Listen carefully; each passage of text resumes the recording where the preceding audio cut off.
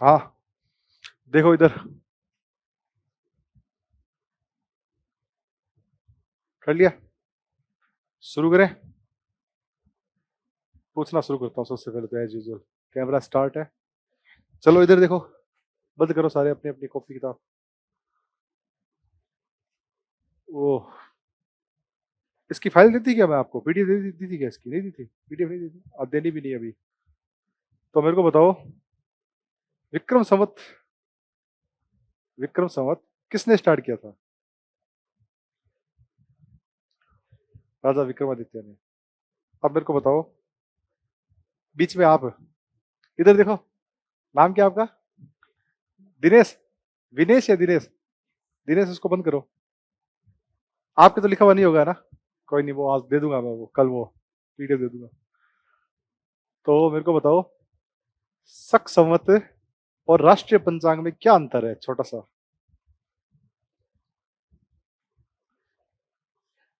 शक शक संवत है।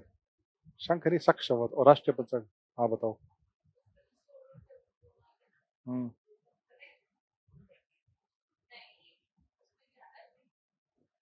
पढ़ते नहीं होगा जाके, आप बताओ। हाँ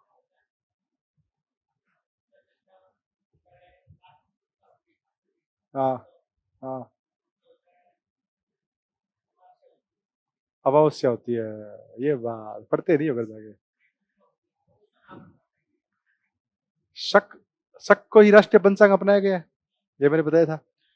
और शक संवत राष्ट्रीय पंचांग भी नहीं है ओरिजिनल, ये भी मैंने बताया था। और मैंने कारण भी बताया था। हाँ, वही वही अंतर है, उसमें पक्ष नहीं होता। राष्ट्रीय पंचांग में पक्ष नहीं होते और शक संवत में पक्ष होते हैं, ठीक है? कृष्ण पक्ष और शार्दूल पक्ष। वो जब अधिक मास जुड़ता है, 11 दिन बचते थे, ठीक है? 11 दिन पहले महीने, पहले साल बच गए, 11 दिन दूसरे साल बच गए, और फिर तीसरे साल फिर 11 दिन बच गए, तो तीनों को मिला के कितने हो गए? 33 दिन हो गए। यानी एक महीना बच गया। तो ये एक महीना जुड़ता है कौन से में? हर तीसरे वर्ष। हर तीसरे वर्ष एक अधिक महीना जुड़ता है, जिसको क्या कहते हैं? अधिक मास या पुरुषोत्तम मास या फिर मल मास कहते हैं। हिजरी संवत है वो प्योर है। जो हिजरी संवत है ना, इस्लामिक संवत, वो शुद्ध 354 दिनों का है। उसमें कोई हेर बदल नहीं है। लीप ईयर में 355 का हो जाता है, और नहीं तो 354 दिनों का है। और फिलहाल कौन सी हिजरी संवत चल रहा है अभी? 622 में स्टार्ट हुआ, 200 चलेगा? 200 चलेगा? 1448 चल रहा है, ठीक है? तो हिजरी संवत देख लिया था क्या? हाँ, 12 कर लिए क्या? हाँ सुना दो चलो। 12 महीने सुन लो, सुनाओ। हाँ हाँ हाँ हाँ हाँ हाँ हाँ। रज्जब। हाँ। सामान। हाँ हाँ। फिर सवाल। जिलकदा और जिलहिज, जिलहिज और जिलकदा लास्ट में, ठीक है? तो 3 संवत हमने देख लिए थे, 4 देख लिए। कौन कौन से? विक्रम देख लिया, शक देख लिया, ईस्वी देख लिया, और हिजरी देख लिया। ये 4 देख लिए थे। छोटे छोटे 3 संवत नाम लिखाऊंगा, सब आप नाम लिख लो बस इनके। क्या लिखोगे? नाम लिख लो। गुप्त संवत, गुप्त संवत। गुप्त संवत स्टार्ट हुआ था 319-20 ईस्वी में। और स्टार्ट किसने किया था? चंद्रगुप्त प्रथम ने। चंद्रगुप्त प्रथम द्वारा। किसके द्वारा है? चंद्रगुप्त प्रथम द्वारा, ठीक है? गुप्त है ये, गुप्त। ये चंद्रगुप्त मौर्य नहीं है, ये गुप्त शासक चंद्रगुप्त है। उसके बाद में वर्धन वंश, वर्धन संवत। ये कब स्टार्ट हुआ था? वर्धन संवत स्टार्ट हुआ था 606 ईस्वी में। 606 ईस्वी में। और किसने स्टार्ट किया था? हर्षवर्धन ने।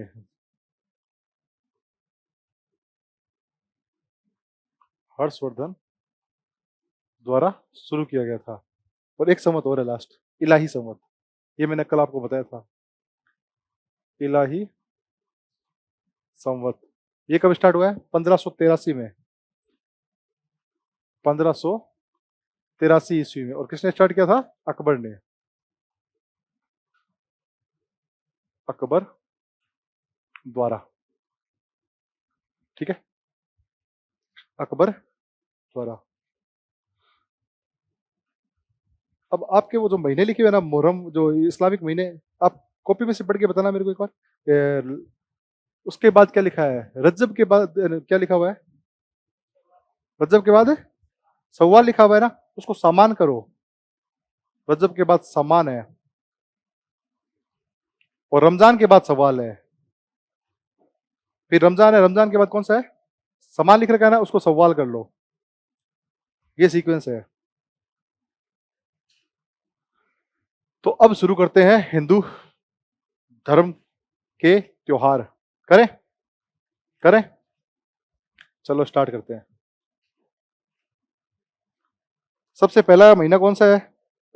चुप रहना, वो बीच में जो नाम है दिनेश, वो बताएंगे। दिनेश, सबसे पहला महीना कौन सा था? पहला महीना कौन सा था हिंदू धर्म का? हाँ, हिंदू का। चैत्र। देखो, वो आए भी नहीं थे, उनको पता है। लिखो चैत्र माह।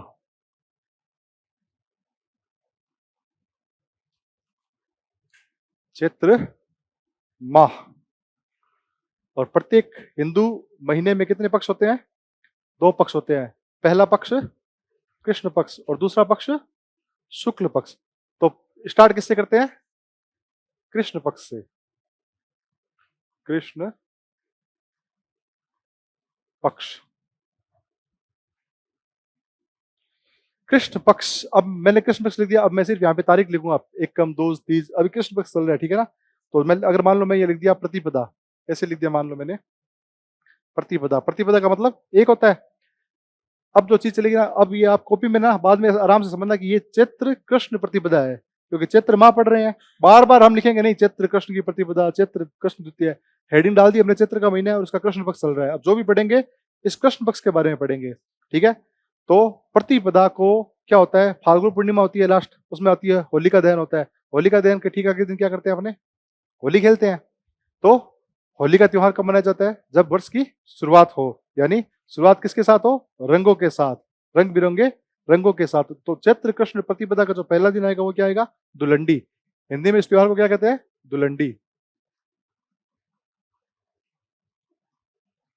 दुलंडी आएगी।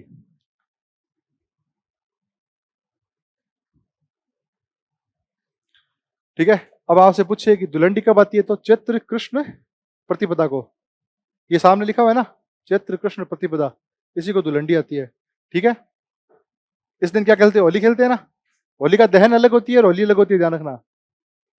ये दहन एक दिन पहले आता है, वो होता है फाल्गुन पूर्णिमा को, जो होता है वो दहन। अब इसी दिन शुरुआत होती है गणगौर के उत्सव की। इस दिन गणगौर का उत्सव स्टार्ट हो जाता है। तो लिखो गणगौर उत्सव की शुरुआत। गणगौर उत्सव की शुरुआत। गणगौर उत्सव की शुरुआत। शुरुआत कब होगी? चैत्र कृष्ण प्रतिपदा से। और चलती कब तक है? चैत्र शुक्ल तृतीय तक चलती है। कब तक चलती है ये? चैत्र शुक्ल तृतीया तक। यानी काउंट करो कितने दिन होंगे दिनेश, काउंट करो कितने दिन होंगे कि चैत्र कृष्ण प्रतिपदा को स्टार्ट हो रहा है और चैत्र शुक्ल तृतीया तक चल रहा है, तो कितने दिन हो गए?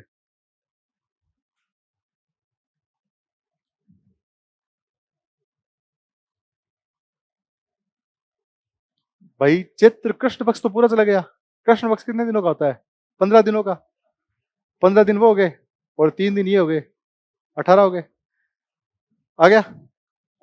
अब होता तो 18 दिन का त्योहार है ये वास्तविकता में, लेकिन माना कितने दिनों का जाता है? 16 दिनों का त्योहार माना जाता है। कितने दिनों का माना जाता है? किसी भी महिलाओं से पूछोगे ना आप, तो वो क्या कहेगी कि ये कौन सा त्योहार है? 16 दिनों का त्योहार माना जाता है। 16 दिनों का त्योहार माना जाता है। और उसका कारण क्या है कि 16 शुभ अंक है। 16 अंक शुभ है। 16 सोमवार की व्रत करती है महिलाएं, ठीक है? और इसमें जो पूजा करती है उसमें 16 स्वास्तिक बनाए जाते हैं, 16 ही बिंदियां लगाई जाती है, टिक्कियां लगाई जाती है। अब गणगौर को पढ़ेंगे अलग से। जब शुक्ल पक्ष आ जाएगा। अभी कृष्ण पक्ष चल रहा है ना, तो अभी तो स्टार्ट हुआ है गणगौर, और मुख्य गणगौर आती है चैत्र शुक्ल तृतीया को, यानी गणगौर जो दिवस होता है वो इस दिन होता है, तो इस दिन पढ़ेंगे, यानी आगे शुक्ल पक्ष में इसको पढ़ेंगे। आई समझ में? मतलब तो स्टार्ट हुआ है, और फाइनल जब चैत्र शुक्ल तृतीया आएगी उस दिन गणगौर मनाई जाती है। शुरू अभी हुआ है, 18 दिन चलता है ये त्योहार। वैसे इस दिन अपने क्या पढ़ेंगे, इस त्योहार को पढ़ेंगे, यानी चैत्र शुक्ल तृतीया में आपको विस्तार से लिखाऊंगा कैसा त्योहार है, कौन से गीत हैं।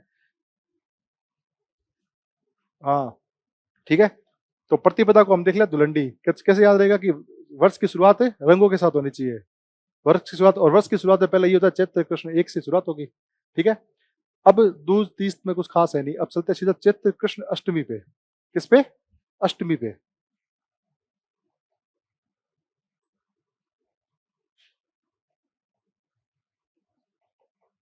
चैत्र कृष्ण अष्टमी को क्या होती है? शीतलाष्टमी। शीतला माता का त्योहार होता है ना, वो शीतलाष्टमी इसी दिन होती है। हाँ, शीतलाष्टमी। और इस दिन क्या खाया जाता है? बास्योड़ा। बास्योड़ा खाए जाता है। ठीक है, तो शीतलाष्टमी कब मनाई जाती है? कब मनाई जाती है? पूरा बोलो, बताओ। अष्टमी नहीं, कौन सी अष्टमी? चैत्र कृष्ण अष्टमी। अब तो याद कैसे करोगे चैत्र कृष्ण अष्टमी को, कि शीतलाष्टमी मनाई जाती है चैत्र कृष्ण अष्टमी को। ठीक है, तो सॉरी कृष्ण, हाँ सही तो है कृष्ण। जब शीतलाष्टमी आती है ना, मैं अपना फॉर्मूला बता रहा हूँ, मैंने कैसे याद कर रखा है। जब शीतलाष्टमी आती है तो मेरे घर में 8 प्रकार के क्या बनते हैं? व्यंजन बनते हैं। ठीक है, 8 प्रकार के व्यंजन बनते हैं। तो जो मेरी मम्मी कहती है मेरे को, एक बार चेक कर, तो आठों सही है क्या? चेक कर, आठों के आठों व्यंजन सही है क्या? तो वो कब होता है? सिर्फ और सिर्फ शीतलाष्टमी को कहती है मेरी मम्मी। तो याद रखना, चेक एट, चेक एट, ये आएगी शीतलाष्टमी को, क्योंकि 8 प्रकार के लापसी, दही बड़े, 4 प्रकार की पूड़ियां होती है, और केर सांगरी की सब्जी होती है, वो अगले दिन खाई जाती है। तो अगर आपको ऐसे याद रहे तो याद कर लेना, मेरे को तो ऐसे याद रहता है हमेशा। तो ये मेरी ट्रिक है, अगर आप अपनी बनानी चाहो तो बना लेना। चेक 8, आठों सही है क्या? चेक कर एक बार। ठीक है, चेक कर लिया भाई, बिल्कुल सही है। तो ये से याद रह जाएगा, गुलंडी याद रह जाएगी क्योंकि साल का पहला दिन है। ठीक है, चेक करो, 8 के 8 शीतलाष्टमी में, सही है ना। अब इसी दिन है ना शुरुआत होता है एक त्योहार की, इसको कहते हैं गुड़ला त्योहार। इसी दिन एक त्योहार की शुरुआत होती है, अष्टमी को ही। अष्टमी को शुरुआत होती है किसकी? गुड़ला। गुड़ला अभी बताऊंगा मैं।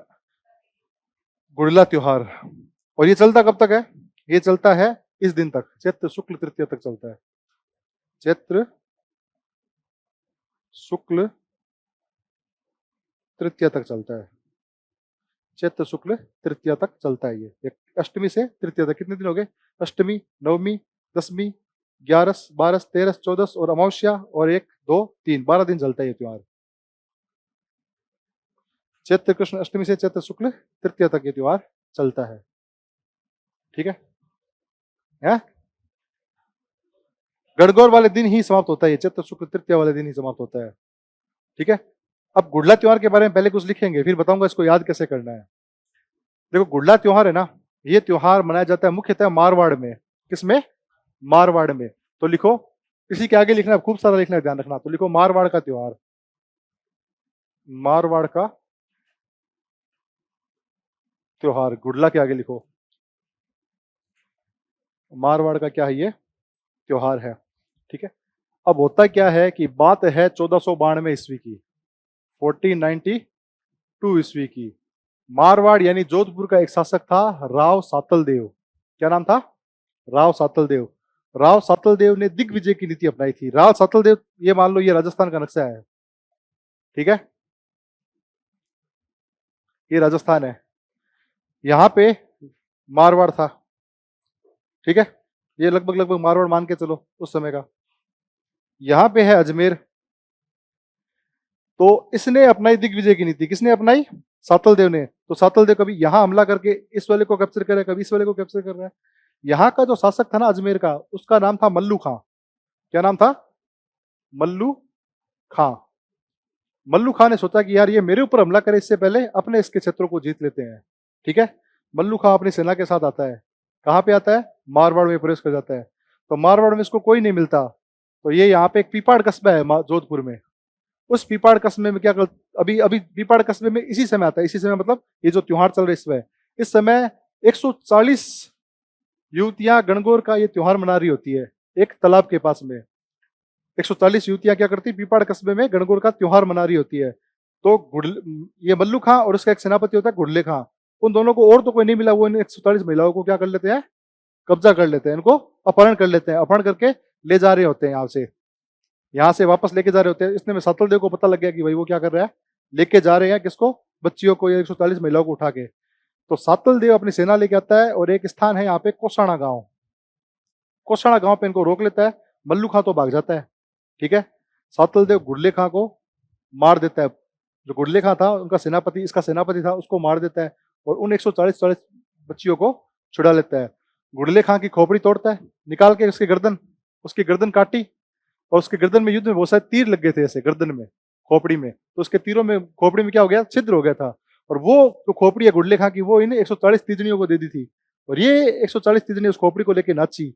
तब से वो गुड़ला त्योहार फेमस हुआ। तो गुड़ला में जो ये प्रतीक है ना, छिद्र वाला मटका, एक मटका होता है जिसमें छिद्र होते हैं खूब सारे, फिर इसमें दीपक लगा के, छोटा सा दीपक लगा के, फिर उसमें सर पे रख के गीत गाए जाते हैं, नाचे जाते हैं, वो इसी गुड़ले खां के खोपड़ी का प्रतीक है। तब से गुड़ला त्योहार मनाया जाता है मारवाड़ में। ठीक है, और खुद सातल देव भी क्या हो गया था, इसमें घायल हो गया था, बुरी तरह घायल हो गया था। और इस दिन, जिस दिन चैत्र शुक्ल तृतीया थी, उस दिन उसकी क्या हो जाती है, मृत्यु हो जाती है। किसकी? सातल देव की मृत्यु हो जाती है। तो उसने अपने प्राण न्यौछावर कर दिए अपने साम्राज्य की महिलाओं को बचाने के लिए। तो ये कहानी थी इस त्योहार की। लिखाऊं थोड़ा सा, मारवाड़ का त्योहार है, और एक आगे लाइन लिखो जिससे आपको चीजें और समझ में आ जाएगी। मारवाड़ की महिलाओं की आजादी का त्योहार, मारवाड़ की महिलाओं की आजादी का त्योहार। ये प्रश्न बनता है कई बार यहाँ से, कि में से कौन सा त्योहार महिलाओं की आजादी का त्योहार माना जाता है, तो वो गुड़ला त्योहार है, ध्यान रखना। ठीक है, मारवाड़ की महिलाओं की आजादी का त्योहार। अब वो सातल देव वाला लिख लो इंसिडेंट। 1492 ईस्वी में, 1492 ईस्वी में, हाँ 1492 ईस्वी में अजमेर का हाकिम मल्लू खां, अजमेर का हाकिम मल्लू खां पीपाड़ की, पीपाड़, पीपाड़ की 140 स्त्रियों को, 140 स्त्रियों को बंदी बना लेता है, बंदी बना लेता है।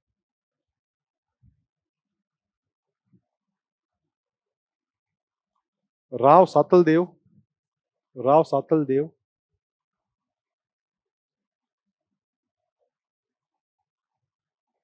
कोसाणा गांव में, कोसाणा गांव में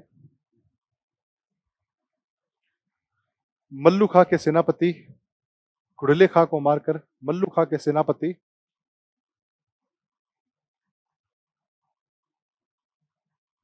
गुड़ले खां को मारकर, गुड़ले खां को मारकर 140 स्त्रियों को स्वतंत्र करता है, 140 स्त्रियों को छुड़ा देता है। लिख लो, स्वतंत्र क्या लिखोगे, छुड़ा देता है।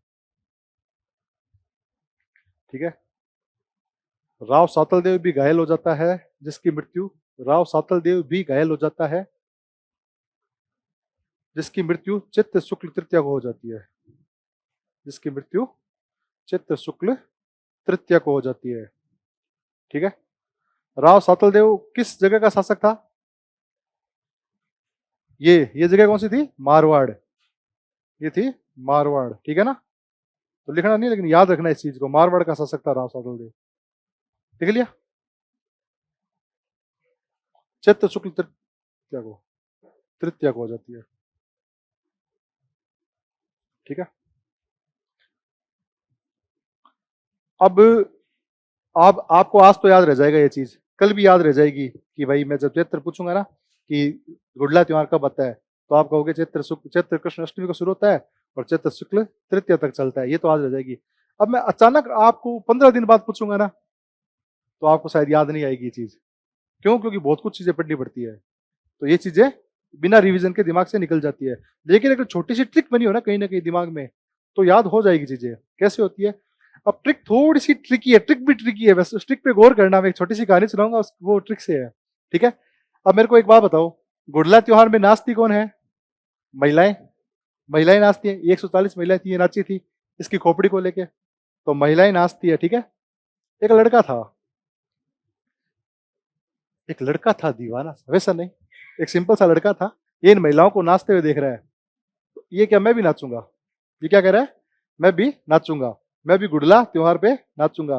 तो जैसे ये नाचती, इनको तो प्रैक्टिस थी, इसने डांस किया, ये घुमा 3-4 घुमा, तो ये इसको आगे चक्कर, ये गिर गया, ये चित हो गया, पार्टी चित हो गए इसके। तो फिर डॉक्टर को बुलाया, डॉक्टर है स्टेथोस्कोप लेके, डॉक्टर इसके छाती पे लगा, क्या कर रहा है? चेक कर रहा है। क्या कर रहा है डॉक्टर? कहाँ पे लगाया है? चेस्ट पे। डॉक्टर क्या कर रहा है? चेक कर रहा है। कहाँ पे कर रहा है? ये क्या है? एट, तो चेक एट चेस्ट, ये है ना। अब इसको कैसे याद रखना, देखो, चेक एट क्या हो गया? चैत्र कृष्ण अष्टमी, और चेस्ट से क्या हो गया? चैत्र शुक्ल तृतीया, चैत्र शुक्ल तृतीया, टैस तृतीया। तो ये इतना से फॉर्मूला, चेक एट चेस्ट। और ये नाचा था गुड़ला लेके, गणगौर में मत नचाना इसको, ठीक है? बाकी कोई तीज में मत नचा देना इसको, ये फॉर्मूला काम आएगा सिर्फ और सिर्फ गुड़ले में, चेक एट चेस्ट। इसे याद आ जाएगा, चैत्र कृष्ण अष्टमी से चैत्र शुक्ल तृतीया। चेस्ट से देखो, चे से चैत्र हो गया, से शुक्ल, और तय से तृतीया। लिख लो ये साइड में कहीं, और ये चीज दिमाग में रखना कि ऐसी कोई ट्रिक थी छोटी सी, याद रह जाएगा, लिख लेना आप, पक्का याद रह जाएगा ऐसे। और मेरे को कभी भी पूछ लो ये चीजें याद है, क्योंकि ये छोटी मोटी ट्रिक्स है, बना लेते हैं, ठीक है? और बाकी इसमें लिखाने की जरूरत थोड़ी है कि महिलाएं वो मिट्टी, कुम्हार के घर जाके मिट्टी का छिद्रित मटका लेके आती है, वो चीज तो सिंपल पता है, गीत गाती है घरों में जा जाके, तो कहते हैं ना रात को घूमती है, गीत आपने कहा था, वो सब इसमें होते हैं, ठीक है? वो लिखाने की जरूरत नहीं है। तो ये क्या हो गया, हमारे कृष्ण पक्ष के त्योहार हो गए मुख्यतः। क्या हुआ? हाँ, तो चलो ये बढ़िया, तो और बढ़िया है कि तिथि याद रखनी जरूरी है ना, तिथि याद रखनी जरूरी है कि तिथि कब याद रहेगी। वैसे तो त्योहार तो याद रहता है, कई बार दीपावली में पटाखे हाथ में छूट जाते हैं, तो दीपावली तो याद रहती है, लेकिन दीपावली आती कब है? आठ थप्पड़ मारी थी क्या? हाँ, तो आठ थप्पड़ से चैत्र कृष्ण अष्टमी याद रहेगी। चलो आगे चलते हैं। अब चैत्र माह का कृष्ण पक्ष था, अब चैत्र माह का शुक्ल पक्ष, चैत्र का शुक्ल पक्ष, चैत्र माह का शुक्ल पक्ष। शुक्ल पक्ष की पहली तारीख देख लेते हैं, प्रतिपदा।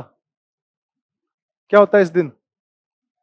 नवरात्रा प्रारंभ होता है, कल लिखा था ना, नवरात्रा प्रारंभ होता है, और ये हमारा नव वर्ष है। तो लिखो पहले, नवरात्रा प्रारंभ, नवरात्रा प्रारंभ, हिंदू नव वर्ष की शुरुआत, वर्ष,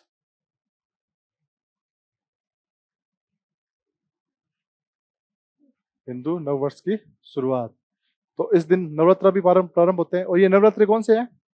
ये दो प्रकार के होते हैं नवरात्रि, एक तो वसंत नवरात्रि, एक शारदीय नवरात्रि। तो ये है वसंत नवरात्रि, ठीक है? तो इसके ब्रैकेट में ये लिखना, वसंत नवरात्रि, क्योंकि इस टाइम बसंत ऋतु होती है, ऋतुओं में बसंत वाले नवरात्रे हैं। और जो आश्विन माह में आएंगे वो आएंगे शारदीय नवरात्रे, ठीक है? हिंदू नववर्ष की शुरुआत होगी। महाराष्ट्र में इस दिन कौन सा त्योहार मनाया जाता है? गुड़ी पड़वा, गुड़ी पड़वा महाराष्ट्र में, ठीक है? बाकी कर्नाटक, आंध्र प्रदेश, तेलंगाना में उगादि करके एक त्योहार है, उगादि, वो लिखना जरूरी नहीं है क्योंकि हमारे सिलेबस में नहीं वो चीज, उगादि त्योहार मनाया जाता है, ठीक है? शुक्ल पक्ष देख लिया, प्रथमा देख ली। अब देखते हैं चैत्र, मैं से लिख देता हूं, चैत्र शुक्ल तृतीया। इस दिन कौन सा त्योहार आता है? इस दिन आता है असली त्योहार, जिसका नाम है गणगौर। शुरुआत तो कब हो गई थी गणगौर की? चैत्र कृष्ण एकम से। गणगौर त्योहारों की शुरुआत तो एकम से हो गई थी। गणगौर त्योहार मनाया कब जाता है? चैत्र शुक्ल तृतीया को मनाया जाता है। और ये गणगौर जो त्योहार है ना, ये महिलाओं का सबसे बड़ा त्योहार है।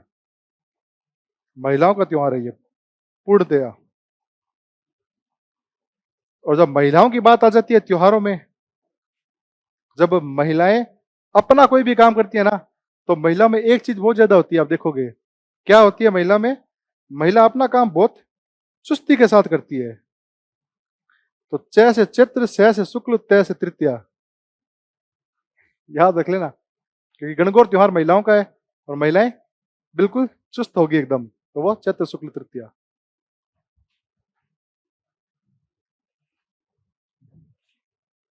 ठीक है, अब इसमें लिखना है अपने को गणगौर त्योहार के बारे में, कहाँ कहाँ कैसी कैसी गणगौर क्यों मनाई जाती है, कैसे मनाई जाती है। गणगौर देखो दो शब्द से मिला, एक तो गण, एक है गौर।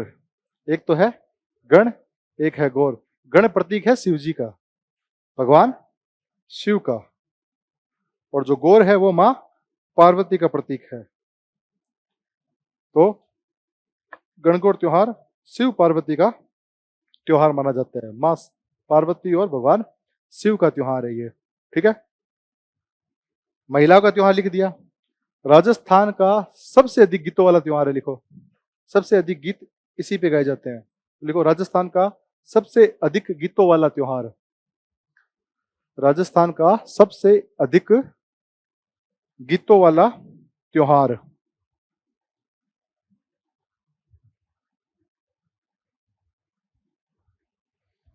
लिख लिया, चलो आगे चलते हैं। फाल्गुन पूर्णिमा को होलिका दहन होती है ना, फाल्गुन पूर्णिमा को होलिका दहन हमने बता दिया था। और चैत्र कृष्ण एकम को क्या स्टार्ट हो जाता है, गणगौर का त्योहार स्टार्ट हो जाता है ना। ये लिखा था ना आपने, ये इस दिन गणगौर उत्सव की शुरुआत हो जाती है। और कब होती है, चैत्र कृष्ण एकम को हो जाती है। तो जो होलिका की राख होती है ना, उस राख को क्या करती है महिलाएं, या जो कुंवारी कन्याएं होती है वो अपने घर पे लाती है, उसकी पिंडलियां बनाती है और उसकी क्या करती है, पूजा करती है, उसकी पूजा करती है। और एक उसके साथ एक प्रकार का एक अनाज मिलाया जाता है। वो अनाज कौन सा होता है, जौ के दाने। ये प्रश्न पूछा था ईओआरओ का जो पेपर हुआ था ना, उसमें पूछा था कि चित्र कृष्ण जो गणगौर की जो पिंडलियां बनती है उसके साथ कौन सा दान मिलाया जाता है, कौन सा अनाज मिलाया जाता है, जो बाजरा, ज्वार या फिर एक और ग्वार। तो इसका आंसर क्या होता है, जौ के दाने मिलाए जाते हैं। जौ के, किसके, जो पवित्र होता है। तो अब लिखो इसमें, गणगौर के पहले दिन, गणगौर के पहले दिन याद रह जाएगा ना, चैत्र कृष्ण एकम, या फिर अलग से लिखा हो। गणगौर के पहले दिन महिलाओं द्वारा होलिका की राख के, होलिका की राख के क्या बनाई जाती है, पिंडियां बनाई जाती है।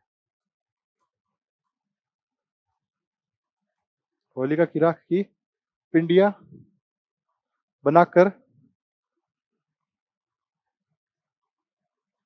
जौ के दानों के साथ पूजा की जाती है। जौ के दानों के साथ पूजा की जाती है। ठीक है, जौ के दानों के साथ पूजा की जाती है। जौ के दानों के साथ पूजा की जाती है। अब है ना, पिंडिया अगर महिला विवाहित है तो वो बनाएगी 16, अगर महिला या युवती कुंवारी है तो वो बनाएगी 32।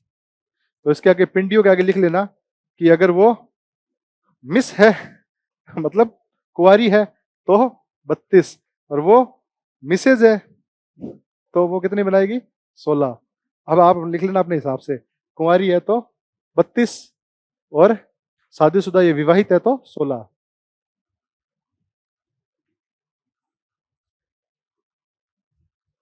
ठीक है, ये क्या है कि यहां से प्रश्न बनते हैं कई बार, और फिर बहुत ट्रिकी क्वेश्चन होते हैं। जैसे ये आया था, लोगों ने बहुत कम ध्यान दिया होता है कि यार पिंडलियां बनाते हो तो सबको पता है, लेकिन किसके दानों के साथ बनाते हैं ये थोड़ा सा छोड़ने वाला पार्ट होता है। लोग छोड़ देते हैं यार ये कौन पूछेगा, और वो पूछ लिया जाता है। तो ये 32-16 भी याद रखना, जो विवाहित होगी वो 16 होगी, उसकी आधी मनोकामना पूर्ण होगी, और जो कुंवारी है उनके ज्यादा मनोकामनाएं अभी। ठीक है, तो ये हमने लिख लिया, गणगौर और गौर लिख लिया, शिव पार्वती का प्रतीक हो गया। इसके बाद देखो 16 इसमें स्वास्तिक बनाए जाते हैं और 16 ही बिंदियां बनाई जाती है। वो लिखने की जरूरत नहीं है क्योंकि मैंने बता दिया 16 दिन को त्योहार कहा जाता है। 16 तो स्वास्तिक बनाए जाते हैं और 16 ही इसमें बिंदिया लगा के क्या करती है, पूजा करती है। सर्वाधिक त्योहारों वाला हो गया, गीतों वाला हो गया। अब इसमें लिखो उदयपुर और जयपुर की गणगौर की सवारी प्रसिद्ध है। उदयपुर और जयपुर की गणगौर की सवारी प्रसिद्ध है। उदयपुर व जयपुर की गणगौर की सवारी प्रसिद्ध है।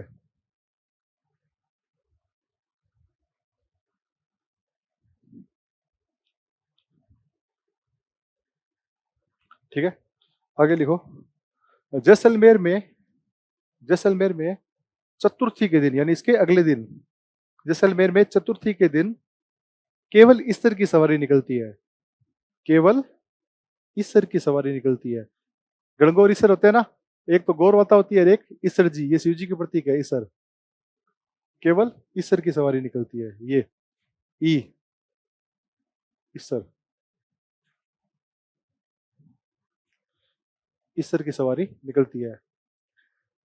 अगली लाइन में लिखो नाथ द्वारा में पंचमी को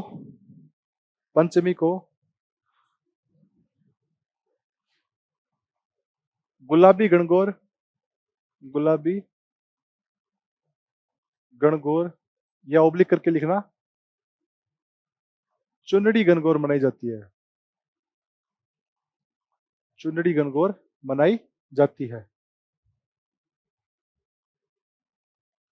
चुनड़ी गणगौर मनाई जाती है, लिख लिया। अब लिखो जोधपुर व बूंदी। जोधपुर व बूंदी का राज परिवार गणगौर नहीं मनाता। जोधपुर व बूंदी का राज परिवार गणगौर नहीं मनाता, लिख लिया। हाँ, वेट कर रहा था इस क्वेश्चन का। क्यों नहीं मनाता, देखो जोधपुर का क्यों नहीं मनाता ये मैंने अभी थोड़ी देर पहले बताया था। सातल देव की मृत्यु किस दिन हुई थी? इस दिन। महिलाओं को छुड़ाया था उसने और छुड़ाते छुड़ाते घायल हो गया था। और मौत किस दिन होती है? गणगौर वाले दिन, चैत्र शुक्ल तृतीया को उसकी मृत्यु हो जाती है। तो जिस दिन घर में किसी बड़े आदमी की मृत्यु होती है फिर उसको अपने सेलिब्रेट नहीं करते, तो इसलिए जोधपुर का परिवार ये नहीं मनाता। और रही बूंदी की बात, बूंदी वाला बता देते हैं आपको। देखो बात है 1706 ईस्वी की, 1706 ईस्वी की। बूंदी का एक शासक था, बूंदी का शासक था एक, जिसका नाम था बुद्ध सिंह हाड़ा। बुद्ध सिंह हाड़ा, ठीक है। बुद्ध सिंह हाड़ा का छोटा भाई था इसका लाडला भाई जोध सिंह हाड़ा। जोध सिंह हाड़ा, ठीक है। अब होता क्या है कि जिस दिन गणगौर का त्योहार होता है लास्ट, उस दिन राज परिवार में यह प्रथा थी कि गणगौर को नाव में बैठाकर, और ये जो जेत सागर झील है, इस झील में गणगौर का विसर्जन किया जाना चाहिए। विसर्जन का मतलब ये होता है सांकेतिक रूप से जो असली गणगौर है ना उसको पानी पिलाते हैं बस थोड़ा सा, और जो पिंडली थे ना, मैं बताया पिंडली, उनका विसर्जन कर दिया जाता है। तो राज परिवार क्या करता था कि गणगौर का क्या करता था? विसर्जन किया करता था। कहां पे किया करता था? जेत सागर झील में। किसमें? बोलो तो, पीछे पीछे बोलो ना, जेत सागर झील में। ये झील बना दी फिर भी नहीं दिख रही, ये जेत सागर झील है, ठीक है। तो जोध सिंह हड़ा लेके चलता है अपनी रानियों को कि चलो भाई आज गणगौर है तो अपने झील में चलते हैं। ये नाव में बिठा के इनको लेके आ गया जोध सिंह हड़ा, ठीक है। और इसमें गणगौर की मूर्ति भी थी एक, ये गणगौर माता की मूर्ति है। और जोध सिंह हड़ा का पूरा परिवार, रानियां, दास दासियां सब इस झील में बैठी हुई है। जोध सिंह हड़ा पूरा राजशाही परिवार, राजशाही वो क्या बने, पोशाकें पहनी हुई, तलवार वलवार लटकाई हुई, और रानियां भी खूब सारे गहने पहने हुए। और आपको पता होगा जो लहंगा कितना भारी होता है इनका महिलाओं का, 5-5, 7-7, 10-10 किलो का होता है, वो सब पहन के यहाँ पे आइए। अब जैसे ही क्या हुआ, इस गणगौर को पानी पिलाने के लिए एक तरफ लेके आए, तो सारे लोग क्या है कि उसको देखने के लिए एक तरफ झुक गए। सारे लोग क्या हो गए, एक तरफ। वो झुक गए ना, तो टाइटैनिक की तरह वो क्या हो गया, डूब गई है पूरी की पूरी, नाव डूब गई, पलट गई नाव। भाई जब तक सब थे तब कोई दिक्कत नहीं थी, लेकिन जैसे ही सब लोग गणगौर को पानी के लिए पिलाने के लिए यहाँ पे पास में लेके आए ना, तो सारे लोग क्या है कि एक तरफ आगे देखने के लिए, तो ये पूरी की पूरी नाव पलट गई। अब सब ने क्या गहने वहने पहन रखे थे, अब ज्यादा भार हो तो आदमी तैर भी नहीं सकता। राजा साहब ने, जोत सिंह हाड़ा ने भी तलवार वलवार पूरी डाल रखी थी, सारे के सारे डूब गए। और गणगौर थी ये, असली गणगौर भी इसमें डूब गई। और इस दिन के बाद इस परिवार, रात परिवार ये कभी गणगौर नहीं मनाता है, तो जोत सिंह हाड़ा की याद में। और तब से एक कहावत भी चली थी कि हाड़ो ले डूबियो गणगौर। ये बात है। अब पता लग गया क्यों नहीं मनाते। तो ये गणगौर गई। और कहा जाता है कि अगर किसी ने, अगर कोई जोत सिंह नाम का राज परिवार का व्यक्ति इस सागर से इस गणगौर की मूर्ति को लेके आएगा, तभी जाकर हम वापस बनानी स्टार्ट होगी। और ये इतना गहरा सागर है कि यहाँ से इस गहरी झील लेके लाना पॉसिबल नहीं है यहाँ से। और उसी व्यक्ति को, वो भी बिना किसी सूट वूट के। ठीक है, तो थोड़ा बहुत समझ में आ गया होगा, पूरा तो नहीं आया। पूरा आ गया ना, फिर ठीक है, लिख लिया। चलो आगे चलते हैं। तो कृष्ण पक्ष में हमने कहां तक पहुंच गए थे, शुक्ल पक्ष में पहुंच गए थे, पंचमी तक। पंचमी तक नहीं, तृतीया तक ही पढ़ा था हमने। बहन तो, वो तो गणगौर की बातें चल रही थी, वो तो गणगौर की बातें चल रही थी। ठीक है, अब आगे लिखो। चैत्र पक्ष की, चैत्र माह का शुक्ल पक्ष चल रहा है अपना, और शुक्ल पक्ष की लिखो अष्टमी। क्या लिखो, अष्टमी। अब नवरात्रि चल रहे हैं, तो नवरात्र की अष्टमी क्या होती है, हमेशा दुर्गाष्टमी होती है। कौन सी अष्टमी होती है, दुर्गाष्टमी। दुर्गाष्टमी, नवरात्रों की जो अष्टमी होती है ना, वो दुर्गाष्टमी होती है। और इस दुर्गाष्टमी को आ जाता है अशोकाष्टमी। अशोकाष्टमी, ठीक है। और फिर आएगी नवमी, अष्टमी के बाद नवमी। और नवरात्रों की जो नवमी होती है वो कौन सी होती है, रामनवमी। कौन सी नवमी होती है, रामनवमी। ठीक है, इस अष्टमी को अशोकाष्टमी कहा जाता है। और चैत्र शुक्ल नवमी को क्या कहा जाता है, रामनवमी। क्या कहा जाता है, बोल दिया करो। पानी वानी पिलाऊं, तो आवाज नहीं आ रही। चैत्र पूर्णिमा, चैत्र माह में शुक्ल पक्ष का अंतिम दिन क्या होता है, कल मैंने बताया था। शुक्ल पक्ष का अंतिम दिन क्या होता है, पूर्णिमा। और कृष्ण पक्ष का अंतिम दिन अमावस्या। याद है ना, याद किया करो यार, ऐसे पैसे सवाल चलेगा। ये होती है हनुमान जयंती। हनुमान जयंती, हनुमान जी की जयंती होती है चैत्र पूर्णिमा को, ध्यान रखना। और हनुमान जी के जितने भी मंदिर होते हैं वहां पे पूजा होती है, त्योहार व्योहार मेले वेले लगते हैं। जैसे सालासर बालाजी का मंदिर है, दौसा वाले, यहाँ पे सब मेले हनुमान जयंती वाले दिन लगते हैं। हनुमान जयंती कब आती है, चैत्र पूर्णिमा को। आया समझ में, चीजें याद हुई कुछ।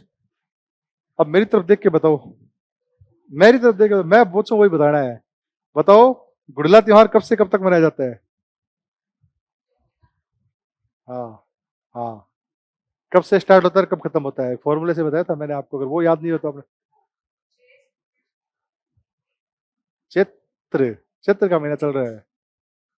चेक एट चेस्ट, वो घायल हो गया था, स्टेथोस्कोप कहाँ पे लगाते हैं, चेस्ट पे लगाते हैं, तो डॉक्टर चेक करते, चेक एट चेस्ट। तो चैत्र कृष्ण अष्टमी से चेस्ट, चैत्र शुक्ल तृतीया। चलो चैत्र तो हो गया पूरा अपना, अब लगाओ वैशाख।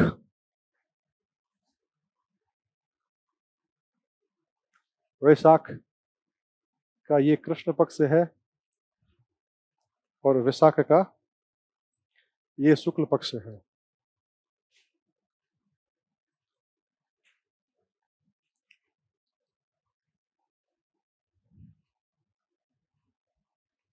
वैशाख माह का कृष्ण पक्ष बात करेंगे, उसके बाद में देखेंगे अपने शुक्ल पक्ष को। ठीक है,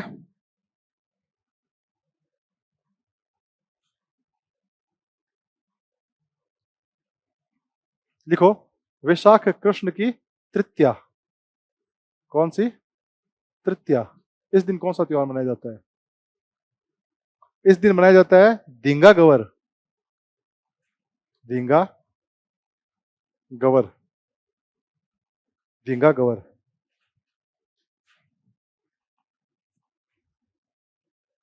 ठीक है, धींगा गवर। और धींगा गवर कहाँ की प्रसिद्ध है? उदयपुर की। कहाँ की प्रसिद्ध है ये? उदयपुर की। उदयपुर की प्रसिद्ध है ये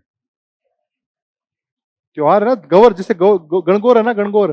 गणगौर का एक दूसरा रूप है धींगा गवर। गवर का मतलब गणगौर ही है। ठीक है, उसका एक अलग तरीके से मनाने का त्योहार है गणगौर। जैसे तीज आती है ना, खूब सारी छोटी तीज बड़ी तीज, वैसे ही गवर और ये धींगा गवर दो अलग अलग चीजें हैं। ये कब मनाई जाती है? वैशाख कृष्ण तृतीया को। कब? वैशाख कृष्ण तृतीया को। तो इसको याद करो ना, तो एक चीज आपको पहले मारवाड़ी शब्द याद होगा ना, तो उसका फॉर्मूला याद हो जाएगा। एक मारवाड़ी शब्द होता है धींगा। जैसे मैं धींगा लिखा है ना, तो हम मारवाड़ी में किस चीज जो बिना काम की होती है ना, तो फालतू काम की, उसको कहते हैं धिंगाणे। धिंगाणे कर दियो काम हो। धिंगाणे का मतलब बेफालतू ही कर दिया। ठीक है। अब मैं क्रिकेट खेल रहा था, तो हमें कम बॉलों में, मतलब बहुत ज्यादा बॉलों में बहुत कम रन चाहिए थे। तो मेरे सामने वाला स्ट्राइकर था, उसने क्या कर दिया, अपना विकेट दे दिया जल्दी जल्दी। तो मैंने उसको, यार तूने तो धिंगाणे क्या दे दिया, विकेट दे दिया यार। धिंगाणे क्या दे दिया, विकेट दे दिया। यानी धिंगा कब आएगी? वी का मतलब वैशाख कृष्ण तृतीया। धिंगाणे विकेट, तो मैंने ऐसे बना रखा है अपना। तो विकेट को आप ऐसा ही ऐसे वी से लिख लो भले, डब्लू की जगह। डब्लू की जगह क्या कर लो, वी कर लो, वैशाख कृष्ण तृतीया।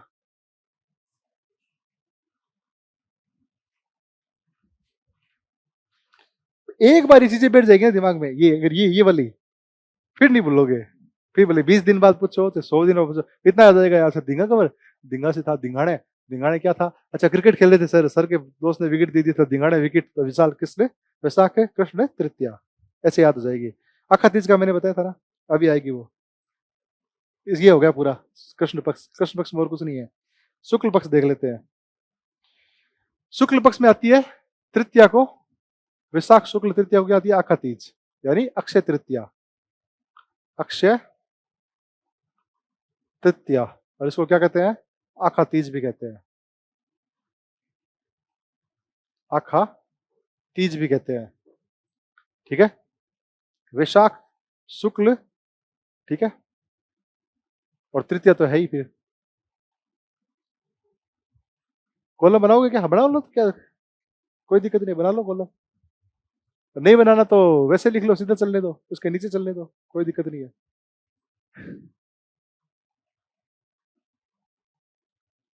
क्योंकि कॉलम माने अभी तो बन जाएंगे 2-3 महीनों में, फिर जो श्रावण और भाद्रपद वाला आएंगे ना, वो बड़े बड़े हैं।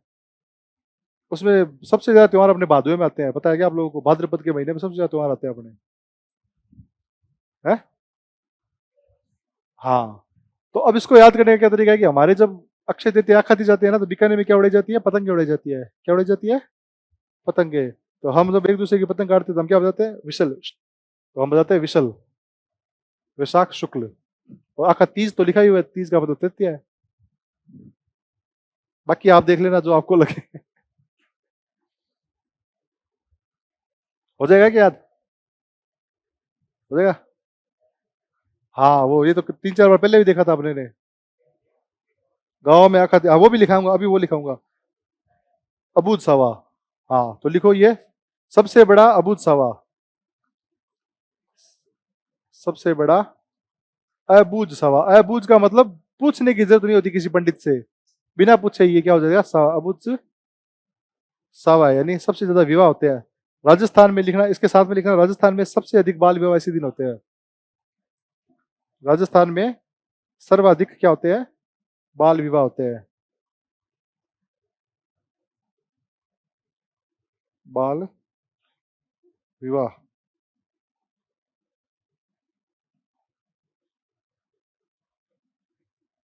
सर्वाधिक बाल विवाह होते हैं। और इस दिन भगवान विष्णु के 10 अवतारों में से एक अवतार की जयंती भी है, और वो अवतार है परशुराम जयंती। परशुराम जयंती। ठीक है, ये अक्षय तृतीया वाले में इसमें ही चल रहे हैं सारे। अक्षय तृतीया और क्या क्या होता है? एक तो सबसे बड़ा बुद्ध सभा होता है, सर्वाधिक बाल विवाह होता है, परशुराम जयंती होती है, और बीकानेर स्थापना दिवस भी यही था। बीकानेर की स्थापना भी इसी दिन हुई थी, 1488 में। है हाँ, नहीं पतंगे देखो कब कब उड़ाई जाती है, बीकानेर में उड़ाई जाती है कब?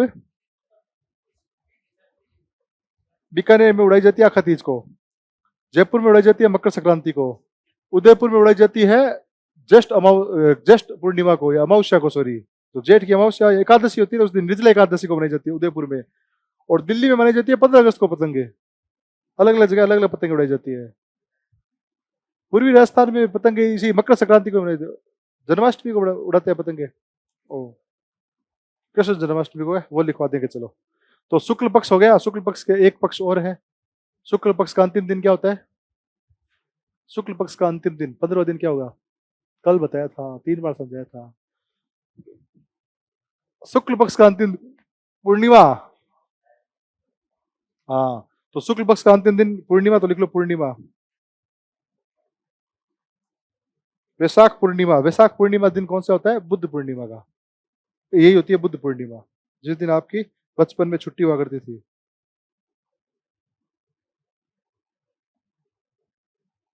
बुद्ध पूर्णिमा,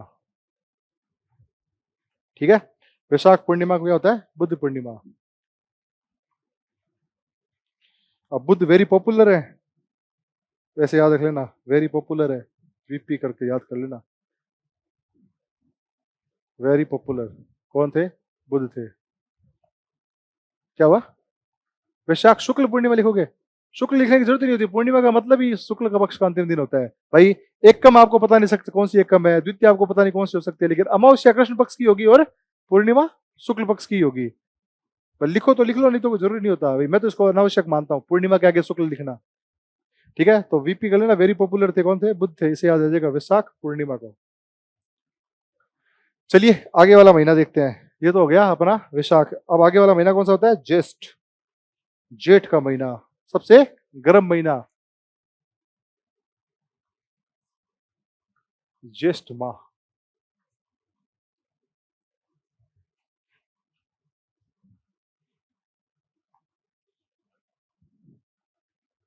ये क्या बज रहा है? अभी नहीं, बाद में, जो भी करना है बाद में। सिर्फ और सिर्फ मेडिकल दवाई है वही अलग है, उसके अलावा कोई सी दवाई अलग नहीं है यहाँ पे। फास्ट में टॉफी खाते ही नहीं, मेरा भी फास्ट है, मैं तो नहीं खा रहा।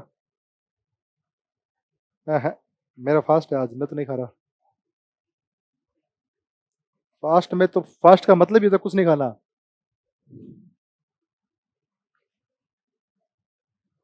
ये हो गया कृष्ण पक्ष, और ये कौन सा हो गया? शुक्ल पक्ष। कौन सा महीना चल रहा है ये? ज्येष्ठ का। कौन सा है?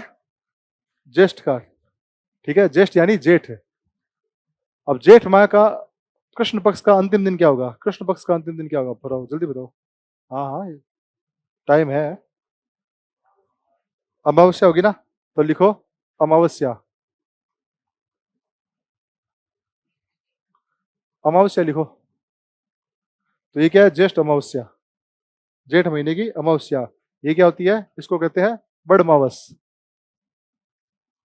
बड़ मावस, बरगद की पूजा की जाती है, और जो व्रत होता है वो वट सावित्री व्रत होता है इस दिन। वट सावित्री व्रत, बरगद की पूजा की जाती है इस दिन, वट यानी बरगद, वट सावित्री व्रत होता है बड़ मावस। देख लिया? बड़ मावस पूछा जाए कब आती है? जेठ माह की अमावस्या को आती है। बड़ मावस अगर पूछा जाए कब आती है, तो जेठ माह की अमावस्या को। ठीक है। हम्म,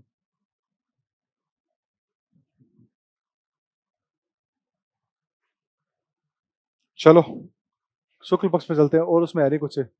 शुक्ल पक्ष की दसवीं, यानी जेठ माह के शुक्ल पक्ष की दसवीं लिखो। ये दसवीं होती है गंगा दशमी। गंगा दशमी, गंगा दशमी। गंगा दशमी का मेला कहाँ पड़ता है? गंगा जी का मंदिर कहाँ पे है? भरतपुर में। अब तो डीग में आ गया वो। डीग जिले में आ गए, तो मेला डीग में पड़ता है, ठीक है, गंगा दशमी को।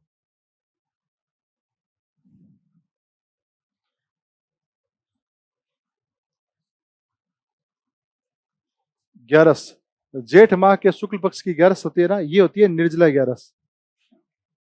ये होती क्या होती है? निर्जला ग्यारस।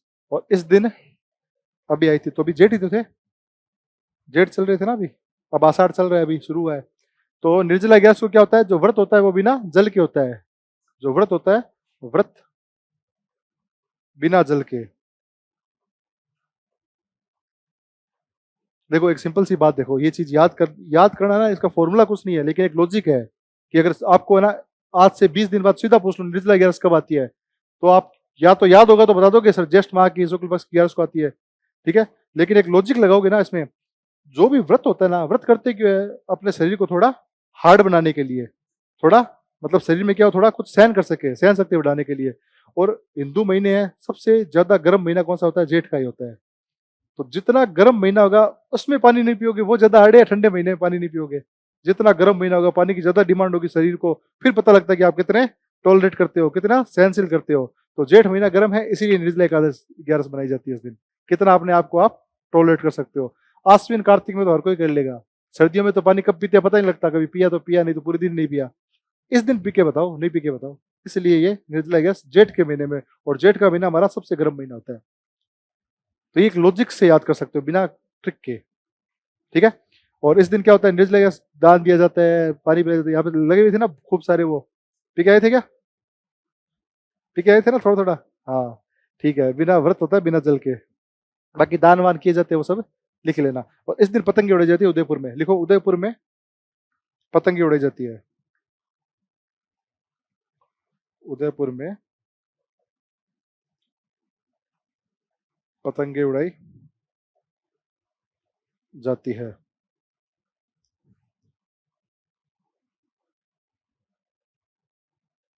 उदयपुर में क्या उड़ाई जाती है इस दिन? पतंगे। अब जेठ माह की पूर्णिमा,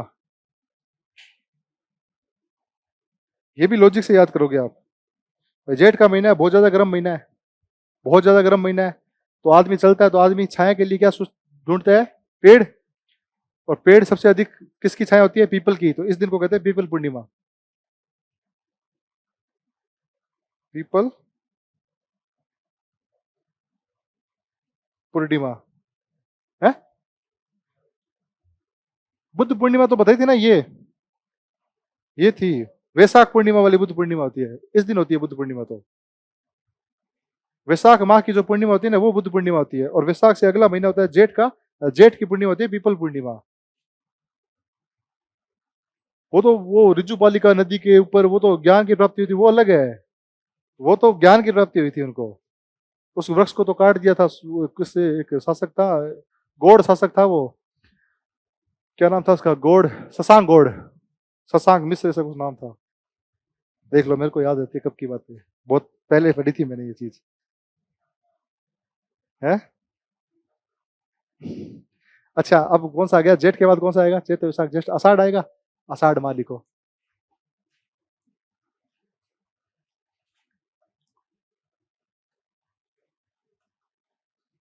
जेठ आषाढ़।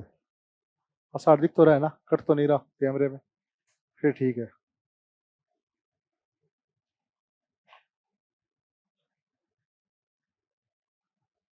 चलो, पहला पक्ष कौन सा आएगा इसका? कौन सा आएगा? दिनेश बोला क्या? हाँ। दूसरा पक्ष कौन सा आएगा? राधेश्याम, शुक्ल पक्ष। बढ़िया, कृष्ण और शुक्ल पक्ष। तो आषाढ़ माह में कुछ है नहीं खास, ठीक है। अब ऐसे लिखना लिखना मत, कुछ खास नहीं। अमावस्या खास है क्या इसकी? आषाढ़ माह की मेरे हिसाब से पूर्णिमा खास है इसकी। इसकी जो पूर्णिमा है, तो पूर्णिमा आएंगे तो उससे पहले देख लेते हैं कृष्ण पक्ष में। तो आषाढ़ के एक में कुछ नहीं है, दो में कुछ नहीं है, तीन में कुछ नहीं है, चार में कुछ नहीं है। आषाढ़ माह की नवमी, वो कौन सी नवमी होती है? बढ़लिया नवमी है। भादवे में नहीं आती, भादवे में तो आती है वो, भादवे में दूसरी नवमी आती है। वो श्रावण माह की होती है, और इसके बाद में आएगा। तो कृष्ण माह की इसके पक्ष की नवमी लिखो, नवमी। क्या लिखो? नवमी। और ये नवमी कैसे मनाई जाएगी? बढ़लिया नवमी। लिखो, बढ़लिया नवमी। नहीं, बढ़िया नवमी आएगी, शुक्ल पक्ष की आएगी। यहाँ पे नवमी आएगी ना, ये शुक्ल, ये बढ़िया नवमी आएगी, ये आएगी नवमी, बढ़िया नवमी। यहाँ लिखो बढ़िया। ठीक है, कृष्ण पक्ष में कुछ नहीं है। कृष्ण पक्ष की अमावस्या होती है ना, लास्ट, उस दिन बस चंद्रमा को अर्घ चढ़ाते हैं। किसको अर्घ चढ़ाते हैं? चंद्रमा को। तो इसकी अमावस्या में लिख लो सिर्फ चंद्रमा को अर्घ। ये जो अमावस्या आती है ये होती है चंद्र अमावस्या, चंद्र अमावस्या। और ज्यादातर हिंदू धर्म में सूर्य को अर्घ यानी जल चढ़ाया जाता है, लेकिन इस दिन चंद्रमा को अर्घ चढ़ता है। इस दिन चंद्रमा को अर्घ्य, अर्घ्य का मतलब होता है जल चढ़ाते हैं। बस यही है इसमें, अमावस्या वाला दिन थोड़ा सा चंद्र अमावस्या है। लिख लिया ये वाला, चंद्रमा को अर्घ्य दिया जाता है, लिख लो।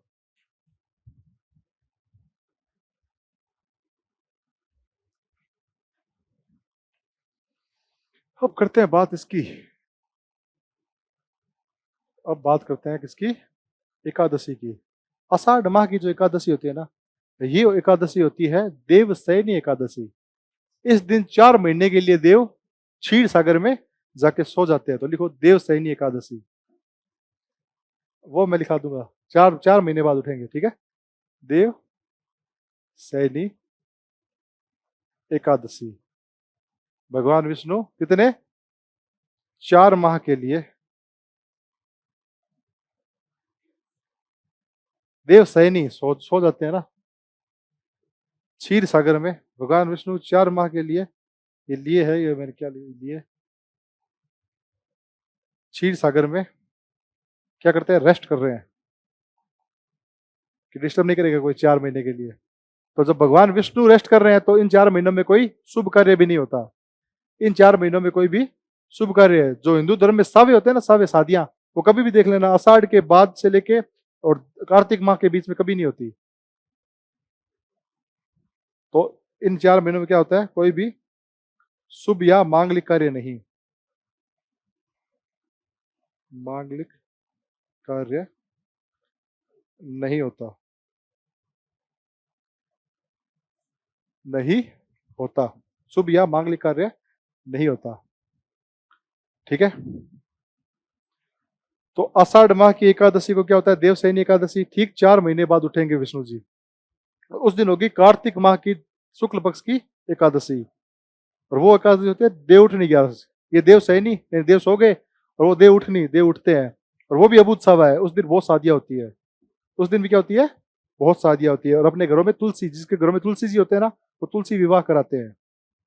तुलसी जी का पौधा होता है ना, बहुत औषधीय पौधा भी है और धार्मिक पौधा भी है, बहुत काम की चीज होती है। तो उस दिन उस तुलसी जी का विवाह कराते हैं। तुलसी जी के पति का क्या नाम था? शालिग्राम जी। विष्णु जी का अवतार है, शालिग्राम जी कहा जाता है। उनसे विवाह कराते हैं। ठीक है, लिख रहे हो क्या साइड में कहीं? अभी मत लिखना, तब मैं कराऊंगा देव शनि, वहां लिख लेना, देव उठनी करा लेना। ठीक है, 11 हो गई पूर्णिमा। आषाढ़ की पूर्णिमा, जो कौन सी पूर्णिमा होती है? आषाढ़ माह की पूर्णिमा होती है नहीं, यानी पूर्णिमा। आशा, आशा किससे होती है? हमें हमें गुरु से। तो ये पूर्णिमा होती है गुरु पूर्णिमा, गुरु पूर्णिमा, या फिर इनको व्यास पूर्णिमा भी कहते हैं, व्यास पूर्णिमा। तो आशा किससे रखनी है? गुरु से। तो यानी कि पूर्णिमा पूज से, तो आषाढ़ वाली पूर्णिमा गुरु पूर्णिमा होती है। ठीक है, आशा है या नहीं मेरे से?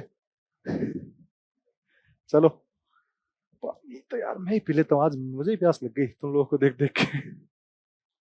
उतार लो इसको, थोड़ा सा पीछे वाला रिवाइज कर लो, मैं पूछूंगा अभी। बढ़िया नाम याद करना है, कैसा करना है? एक ट्रिक दिखा, यहाँ पे आ रही है, ऑनलाइन जाएगी चीज है ना। एक एक ट्रिक है। मेरे एक भाई की साली है, उसका नाम आशा है, और वो हमेशा भड़कती रहती है। तो शुक्ल, साली का मतलब शुक्ल, आशा का मतलब आषाढ़, और वो बढ़ती रहती है बढ़िया रहूंगी। उसको कोई भी कहता है ये क्या है, मेरे से नहीं होता काम है, आप देख लो ये वो करके। आप बोलोगे नहीं क्या? आपको ऐसे याद आएगा, अरे हाँ वो सर बताए थे।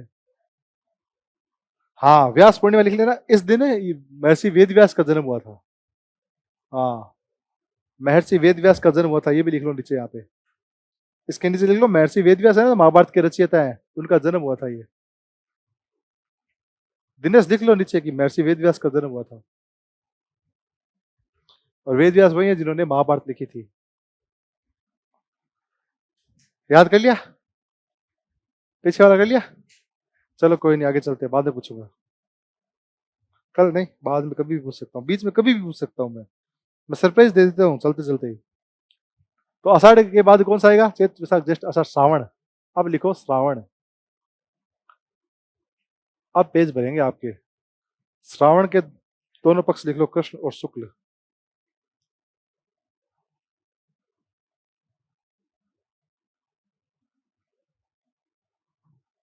श्रावण का ये तो हो गया कृष्ण पक्ष, और ये वाला हो गया शुक्ल पक्ष। करें स्टार्ट?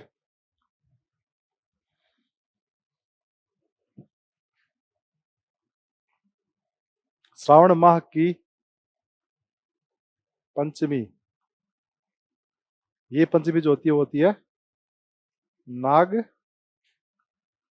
पंचमी। ठीक है, और ये नाग पंचमी पूरे भारत में नहीं मनाई जाती, सिर्फ और सिर्फ राजस्थान और पश्चिम बंगाल में, सिर्फ और सिर्फ राजस्थान व पश्चिम बंगाल में।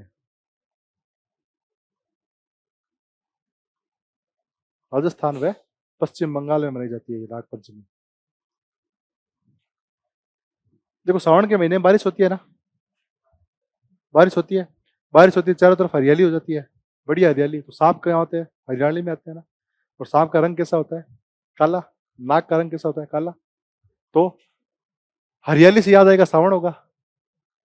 ठीक है, नाग किस में निकलता है? हरियाली में। और नाग का रंग कैसा होता है? काला।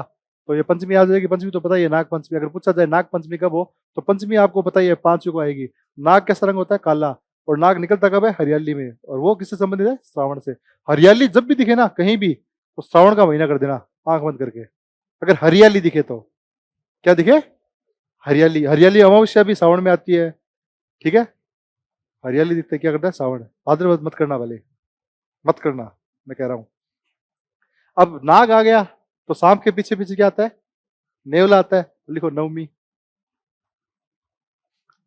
नवमी को कहते हैं निडरी नवमी। निडरी नवमी। और इस दिन नेवले की पूजा होती है, इसको नेवला नवमी भी कहते हैं। नेवले की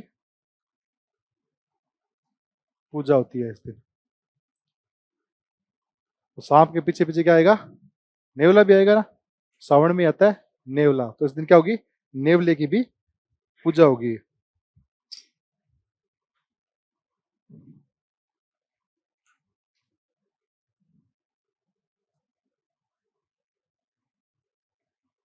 ठीक है, नवमी होगी। और श्रावण की 10 में कुछ नहीं होता है, 11 में कुछ नहीं है, 12 में भी कुछ नहीं है कृष्ण पक्ष की।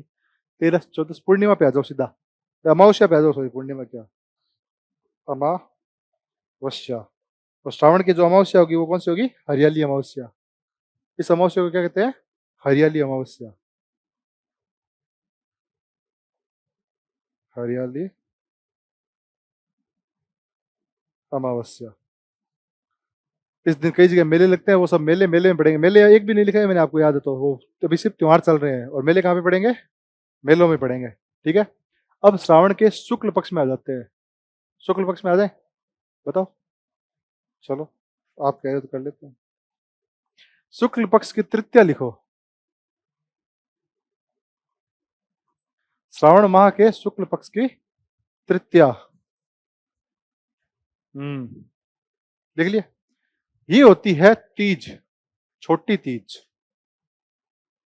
छोटी तीज, छोटी तीज कह लो, या फिर इसको क्या कह लो साथ में, छोटी, या फिर एक और तीज नाम होता है ना इसका, कजली नहीं होती है, छोटी तीज कह लो या हरियाली तीज कह लो इसको। हरियाली जहां भी दिखे सावन है, वो ध्यान रखना। छोटी तीज या हरियाली तीज कह लो। और श्रावण माह की है तो कई कई लोग श्रावणी तीज भी कहते हैं, श्रावणी तीज भी यही होगी। ठीक है। पति पत्नी के प्रेम का त्योहार है ये, पति पत्नी के प्रेम का त्योहार है। और क्या इस दिन वो महिलाएं झूला झूलती है, गीत गाती है, वो सब करती है। तो लिख लो पति पत्नी के प्रेम का त्योहार।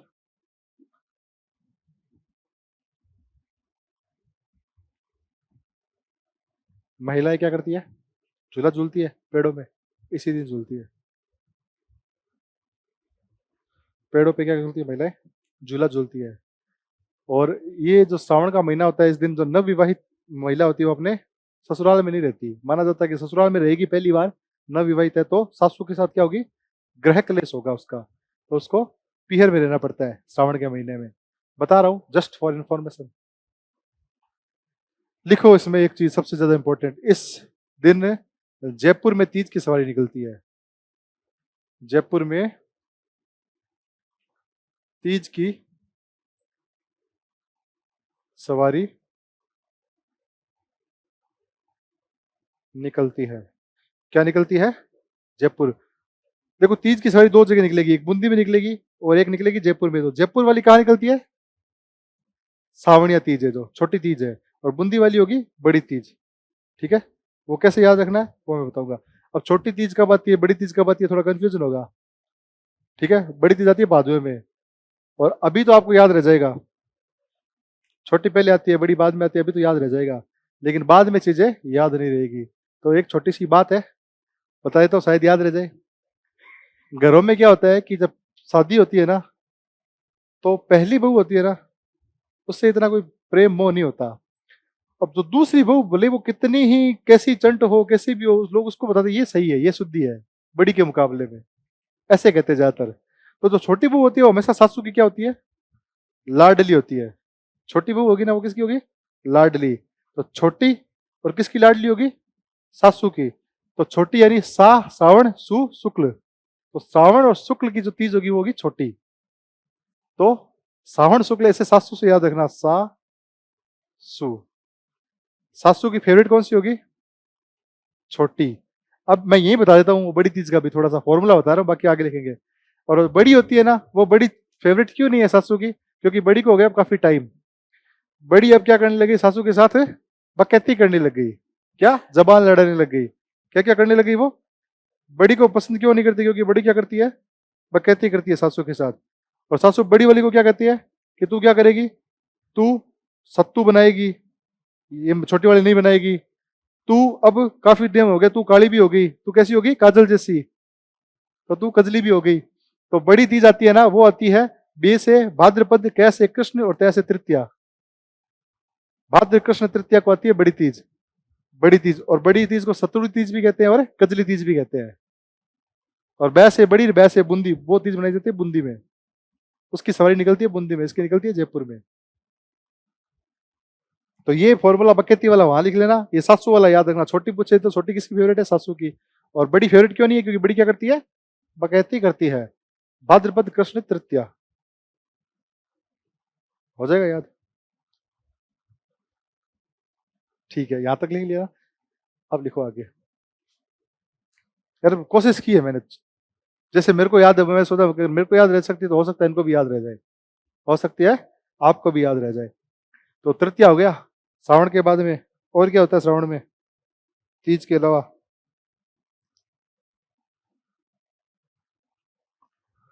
तृतीया, चतुर्थी भी कुछ नहीं होता श्रावण में। पंचमी में, श्रावण के शुक्ल पक्ष की पंचमी में भी कुछ नहीं होता। 6, 7, 8, 9, 10। तृतीय ये तीज ही है। और श्रावण पूर्णिमा क्या होती है? श्रावण पूर्णिमा इंपॉर्टेंट है, वो लिखो। पूर्णिमा, श्रावण की पूर्णिमा लिखो, ये इंपॉर्टेंट है। श्रावण पूर्णिमा को मैं ऐसे लिख दूं, श्रावण पूर्णिमा एसपी लिख दूं। श्रावण पूर्णिमा को एक बहन हमेशा उम्मीद करती है कि मेरा भाई क्या बने? एसपी बने। क्या बने? एसपी। वो कब करता है एसपी? यानी श्रावण पूर्णिमा। और कौन करती है? भाई के लिए बहन करती है, यानी ये रक्षाबंधन होता है श्रावण पूर्णिमा। ये जो त्योहार है वो है रक्षाबंधन। और इसी दिन इसको नारियल पूर्णिमा भी कहते हैं। नारियल पूर्णिमा भी कहते हैं, इसी को नारियल पूर्णिमा भी कहते हैं। और श्रवण कुमार की पूजा होती है इस दिन। श्रवण कुमार याद है कौन है? श्रवण कुमार बताओ कौन थे? राधेश्याम बताओ कौन थे श्रवण कुमार? लेके जाए थे दशरथ के बाण लग जाते हैं, वो वही श्रवण कुमार की, उन्हीं की पूजा होती है। ठीक है, बढ़िया। तो नारियल पूर्णिमा होती है, श्रवण कुमार होता है, रक्षाबंधन होता है, और इस दिन क्या विद्या आरंभ का दिन माना जाता है। तो जो पुराने जमाने में क्या होता है, जो जनेऊ होती थी ना, उस जनेऊ को या तो धारण करते हैं या इस दिन चेंज करते हैं। ठीक है, तो वो विद्या आरंभ वाला दिन भी यही माना जाता है। तो पूर्णिमा होगी, श्रावण पूर्णिमा याद रह भाई चाहती है बहन क्या बने, एसपी बने, तो एसपी से श्रावण पूर्णिमा। भाई बहन का त्योहार है ना। ट्रिक हार्ड लग रही है मेरे को, ऐसा लग रहा है आपको, है ना? ठीक है, चलो ये तो हो गया श्रावण। अब आते हैं भाद्रपद में। लिखो भाद्रपद माह।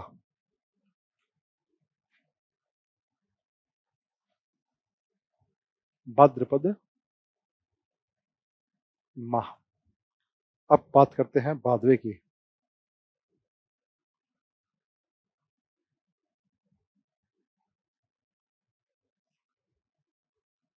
भाद्रपद में कितने पक्ष हैं? 2 पक्ष होंगे। दिनेश कितने पक्ष हैं? हाँ, भाद्र और शुक्ल, कृष्ण और शुक्ल। पीछे पीछे बोल रहे हो, शाबाश, बोलते रहा करो, चीजें याद रहती है, दिमाग में प्रेशर पड़ेगा। ठीक है, भाद्रपद के कृष्ण पक्ष की बात करें तो कृष्ण पक्ष का कौन सा दिन देखें? पहला देखें, दूसरा देखें, तीसरा देखें, चौथा देखें? मेरे हिसाब से तीसरा देखते हैं सीधा। कौन सा देखें? तीसरा देखते हैं, तृतीया। भाद्रपद के कृष्ण पक्ष की तृतीया वही है बैकेती। बैकेती हो गया ना, तो ये क्या हो गई? बड़ी तीज। लिखो बड़ी तीज।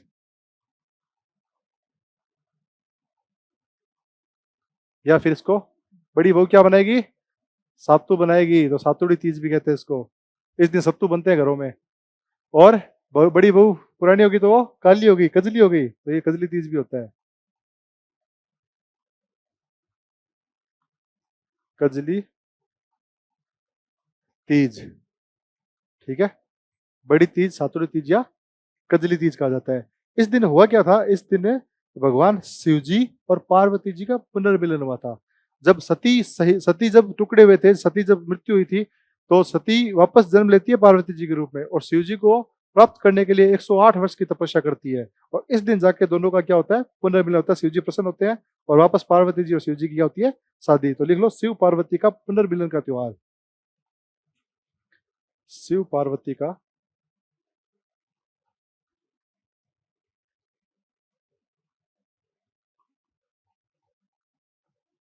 पुनर्मिलन का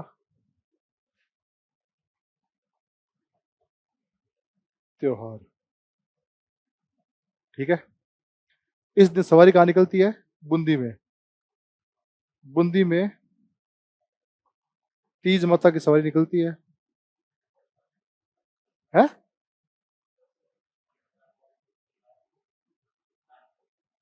तीज की सवारी हाँ निकलती है, मुख्यतः तो राज परिवार निकालते हैं, क्योंकि गौर ज्यादातर राज परिवारों में लगी रखी होती है। इसके पीछे की कहानी है वो बताऊंगा क्या थी। बूंदी में क्या निकलती है? तीज की सवारी निकलती है। और ये शुरू कहाँ से होती है, खत्म कहाँ पे होती है, वो जरूर लिख लो। ये शुरू होती है नवल सागर से। नवल सागर से शुरू होती है, और कुंभा स्टेडियम है बूंदी में, एक कुंभा स्टेडियम,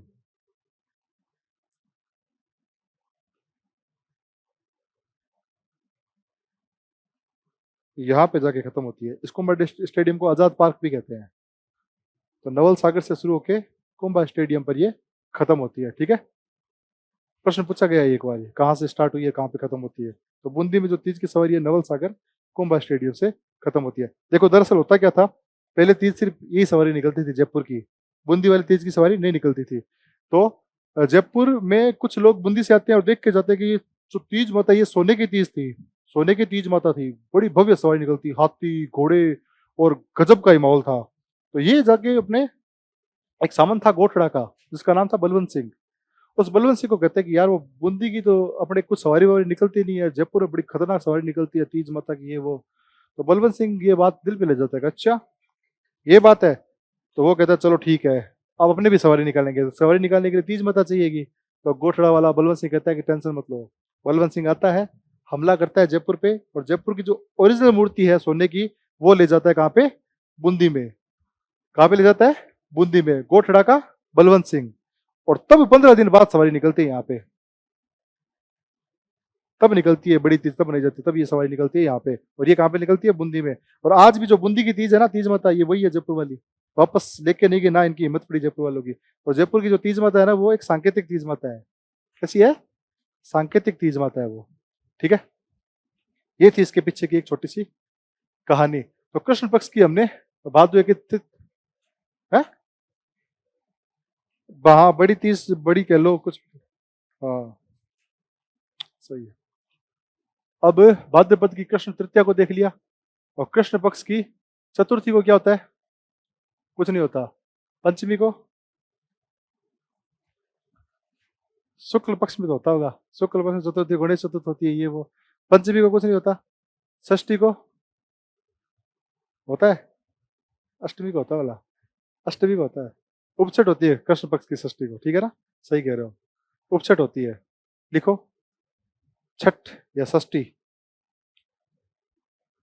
अब इसको आगे वाला पेज लेके शुक्ल पक्ष की बाद में यहाँ लिख देंगे। आगे वाला पेज ले लूँ एक। मतलब क्या चल रहा है अपना? भादवे चल रहा है, ध्यान रखना। क्या चल रहा है? भाद्रपति चल रहा है अपना। अब लिखो षष्ठी।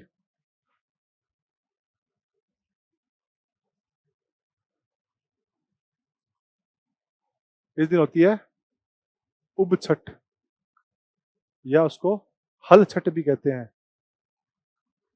या उसको चंदन छठ भी कहा जाता है। उब छठ, हल छठ या चंदन छठ भी कहा जाता है। इस दिन क्या होता है? उपछठ का व्रत रखा है कभी आपने? उपछठ वाले दिन जो अविवाहित कन्याएं होती है ना, वो सायकाल से लेके जब तक चंद्रमा नहीं उगता तब तक खड़ी रहती है, बैठती नहीं है। तो लिखो युवतियों द्वारा व्रत रखा जाता है, युवतियों द्वारा व्रत रखा जाता है, वह सायकाल से चंद्रोदय तक खड़ी रहती है। खड़ी रहती है 4-5 घंटे। अब इसमें क्या खड़ी नहीं रहती, इसमें वो क्या करती है, गांव के जितने भी मंदिर होती है ना, वो सारी सहेलियां क्या झुंड बना के मंदिरों में घूमती रहती है इधर उधर उधर। तो क्या है कि टाइम भी पास हो जाए, ठीक है, और इसलिए वो कहने को खड़ी रहती है। षष्ठी देख ली। अब लिखो अष्टमी।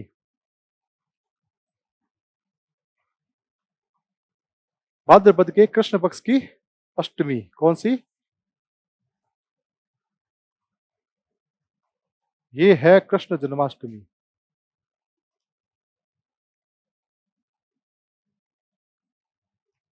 कृष्ण जन्माष्टमी। इस दिन भगवान श्री कृष्ण का जन्म हुआ था। ऐसा माना जाता है कि इसी दिन भगवान श्री कृष्ण का जन्म हुआ था। कब हुआ था? भाद्रपद के कृष्ण पक्ष की अष्टमी को, ठीक है। और जितने भी श्री कृष्ण जी के मंदिर सजाए जाते हैं, झांकियां निकलती है तरह तरह की, पंजीरी, पंजीरी पता है? पंजीरी का प्रसाद होता है, वो हमें मिलता है। और वो सब यहाँ पे होता है, वो लिखवाने की जरूरत नहीं है, वो वेल अंडरस्टूड है। अब मैं दीपावली में लिखूँ क्या दिए जलाए जाते हैं और पटाखे छोड़े जाते हैं, वो लिखाऊंगा नहीं। तो कृष्ण जन्माष्टमी को आपको पता है कृष्ण जी के मंदिर सस्ते वस्ते वो सस्ते हैं। इस दिन जन्म दिवस है एक जने का, और का एक साधु संत है जिनका जन्म दिवस है, उनका नाम लिखो जाम्बो जी का जन्मदिन है। जाम्बो जी इसी दिन हुए थे। जाम्बो जी का जन्मदिन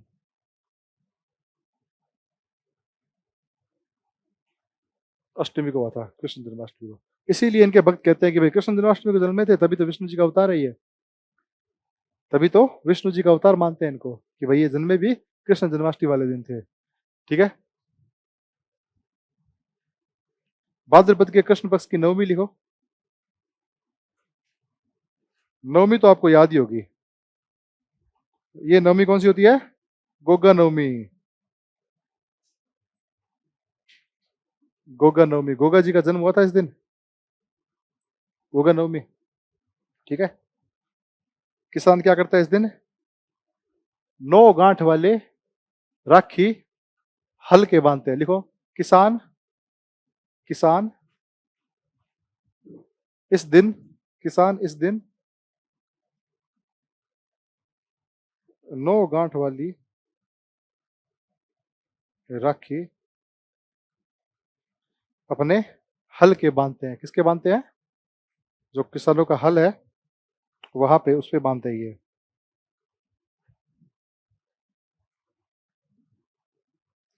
चलो, नवमी हो गया। और उसके बाद में कृष्ण पक्ष की दसवीं को कुछ नहीं होता। 11-12 कृष्ण पक्ष की अमावस्या को भी, यानी भाद्रपद की अमावस्या को तो एक मेला लगता है, वो बाद में लिखाऊंगा, सती माता का मेला लगता है, यहाँ पे काम का नहीं है। अब सीधा आ जाओ शुक्ल पक्ष में। कहाँ पे आओ? शुक्ल पक्ष में आ जाओ। शुक्ल पक्ष में सबसे पहले लिखो द्वितीया। क्या लिखोगे? भाद्रपद के शुक्ल पक्ष की द्वितीया, इसको कहते हैं बाबेरी बीज, रामदेव जयंती,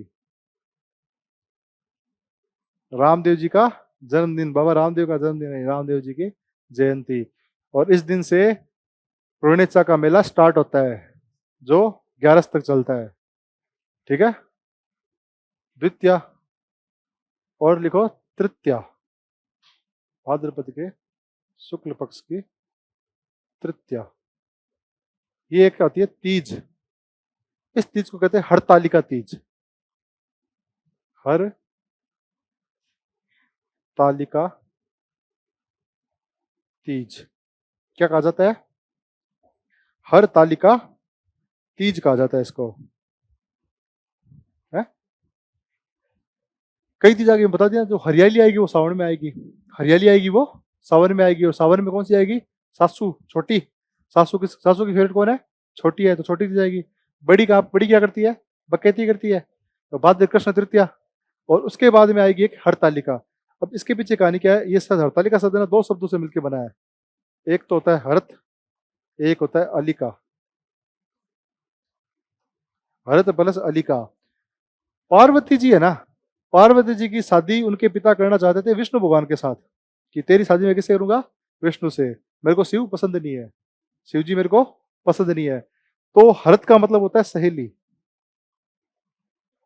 तो पार्वती जी की सहेलियों ने, सॉरी, हरत का मतलब नहीं, हरत का मतलब होता है हरण, और अलिका का मतलब होता है सहेली। तो पार्वती जी की सहेलियों ने उनका हरण कर लिया था, उनको किडनैप करके जंगल में ले गए ताकि शादी नहीं करनी पड़े। तो वहां पे पार्वती जी 108 वर्ष तक तपस्या करते हैं। और फिर इस अमावस्या वाले दिन, कौन सी? वो तीज वाले दिन। कौन सी तीज? बकेती, भाद्र वाली। अरे ये यार, ये कहाँ पे थे? ये रहा, हाँ, भाद्रपद के कृष्ण पक्ष की तीज। इसी दिन तो पुनर्मिलन हुआ था। तपस्या इस दिन करते हैं और फिर मिलन इस दिन होता है। 108 वर्षों तक तपस्या करते हैं, इसलिए तीज को हरतालिका तीज कहा जाता है। ये बहुत कठोर तीज होता है, इस दिन कठोर व्रत रखा जाता है। ये तो प्रेम स्नेह उनका मिलन है, सातू खाए जाते हैं, सब कुछ है। अगर लेकिन पूछा जाए ना कि सबसे कठोर या सबसे वो कहते हैं ना त्याग वाली तीज कौन सी है, तो वो हरतालिका तीज है। इस दिन क्या होगा? बहुत ज्यादा व्रत भी इस दिन, बिल्कुल निर्जल व्रत रखना, अपने आप को एकदम या हठ योग में रखना, वो सब किया जाता है इस दिन। देख लो, हरतालिका तीज। और पूजा पूछी जाए तो किस देवता की जाएगी? गौरी शंकर की, भगवान शिव पार्वती की। तो अधिकतर देखा होगा, अब राजस्थान में अपने अधिकतर त्योहार शिव पार्वती से संबंधित है। गणगौर ले लो, तीज ले लो। तो तृतीया कर लिया हमने। आगे क्या समझ में? ये हरतालिका, हरियाली, बकेती वाला। ठीक है, चलो आगे लिखो चतुर्थी। चतुर्थी, देवताओं में बॉस किसको माना जाता है? गणेश जी को। तो बॉस यानी भाद्र शुक्ल। हिंदी में लिखोगे ना बॉस को, ऐसे लिखोगे ना बॉस, भाद्रपद के शुक्ल पक्ष। और चतुर्थी तो आती है गणेश चतुर्थी में। तो गणेश जी बॉस होते हैं, हमेशा ध्यान रखना। तो गणेश चतुर्थी कब आएगी? भाद्र शुक्ल की चतुर्थी को। ठीक है, तो ये लिख लो गणेश चतुर्थी। अब गणेश चतुर्थी तो आपको याद रह जाएगी। ठीक है, अगर मैं कहूं शिव चतुर्थी तो भी यही है। इसके आगे लिखो शिव चतुर्थी।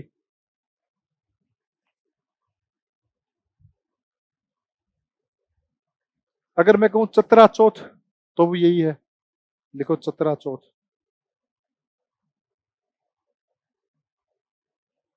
शिव चतुर्थी भी यही है, चतरा चौथ भी यही है, और कलंक चतुर्थी भी यही है। कलंक चतुर्थी वो भी कौन सी है? यही है। लिख लिया? गणेश जी के मंदिर में पूजा की जाती है, रणथंभौर का मंदिर है उसमें मेला बढ़ता है। ठीक है, अब आगे लिखो पंचमी। भाद्रपद के शुक्ल पक्ष की पंचमी, ये पंचमी होती है ऋषि पंचमी। ऋषि पंचमी, ऋषि पंचमी से कुछ याद है क्या? क्या आया? किसी का मेला लगता है? कोई लोक देवता में पढ़ा था कहीं?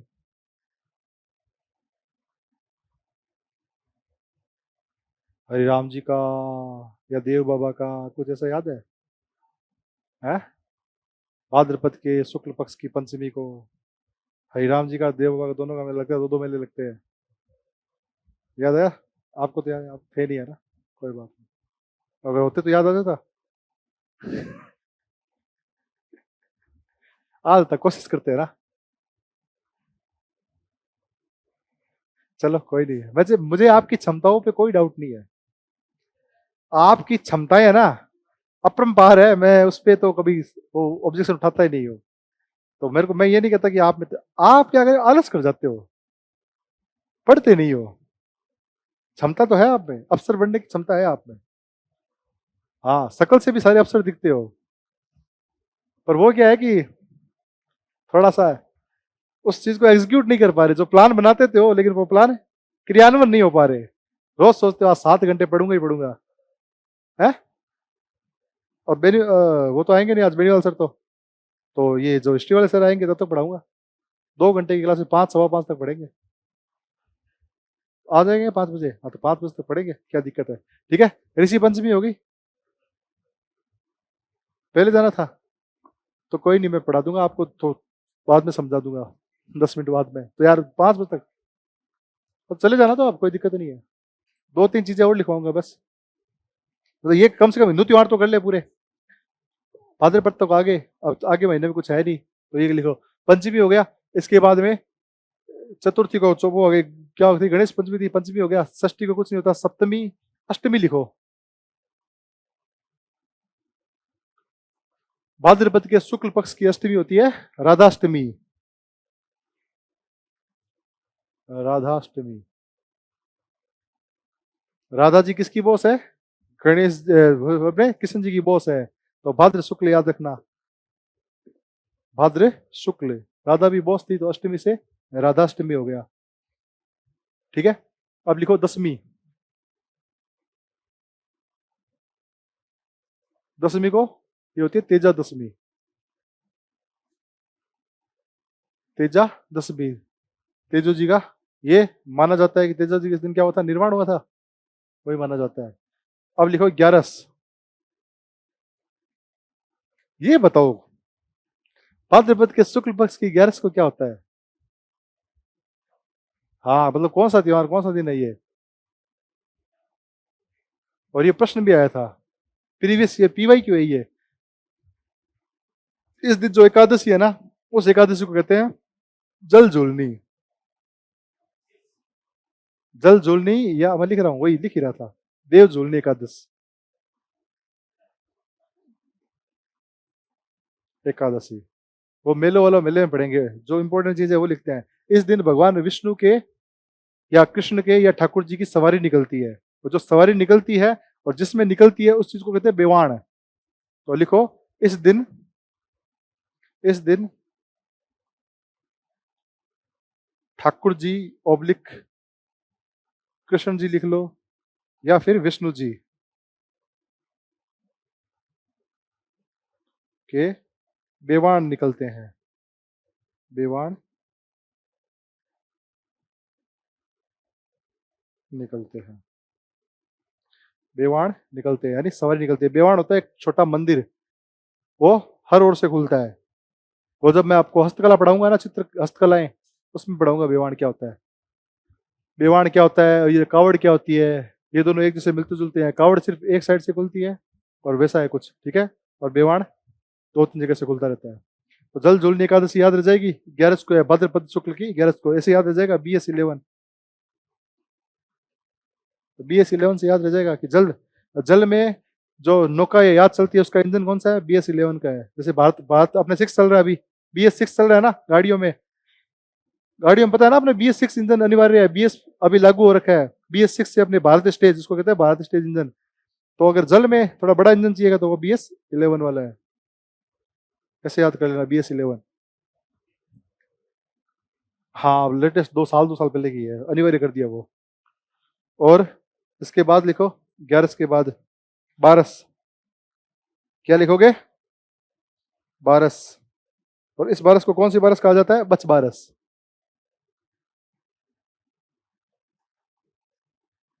ये बारस कौन सी हो गई,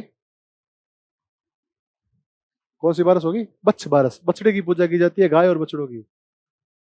बच्छ बारस। इस दिन गाय व बछड़े की पूजा की जाती है, बछड़े की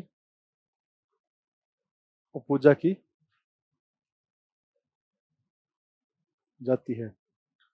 और ये त्योहार माताएं रखती है अपने पुत्र के दीर्घायु के लिए। लिखो, माताओं द्वारा,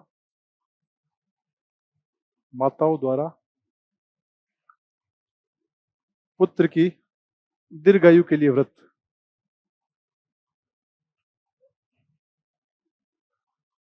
दीर्घायु के लिए क्या रखा जाता है, व्रत रखा जाता है। माताओं द्वारा पुत्र की दीर्घायु के लिए व्रत। और इस दिन साबुत अनाज खाए जाते हैं, मोठ बाजरा साबुत होते हैं ना, वो अनाज खाने की परंपरा है? नहीं करते क्या, इतना पतले नहीं, थोड़ा बहुत करते होंगे ना। हाँ, सुबह सुबह कराते हैं, आप लेट उठते हो। 5-12 वाला दिन ना सुबह सुबह पूज के आ जाते हैं, आप 10 बजे उठते हो, तब तो वो त्योहार निकल जाते हैं। पूजता तो सुबह सुबह ही है, हमारे वहां तो चलता ही है खूब। और इस दिन हमारे यहाँ ना गाय का दूध नहीं पीते हम, भैंस का दूध मिलाना पड़ता है। बच बारस हो गई, ठीक है। 13 को कुछ नहीं होता। 14 को लिखो, भाद्रपद के शुक्ल पक्ष की चतुर्दशी को। ये याद आ जाएगा तुम लोगों को, ये पक्का तुम लोगों ने क्या है, याद आ जाएगा। इस दिन को कहते हैं अनंत चतुर्दशी। अनंत चतुर्दशी। अब याद नहीं आया, लेकिन अब याद आएगा। इस दिन होता है गणेश विसर्जन। मोरिया रे बप्पा मोरिया गाना करते करते गणेश जी को, गणेश चतुर्थी को स्थापित करते हैं, और अनंत चतुर्थी को क्या करते हैं, गणेश जी को विसर्जित कर देते हैं। लिखो, गणेश विसर्जन होता है इस दिन।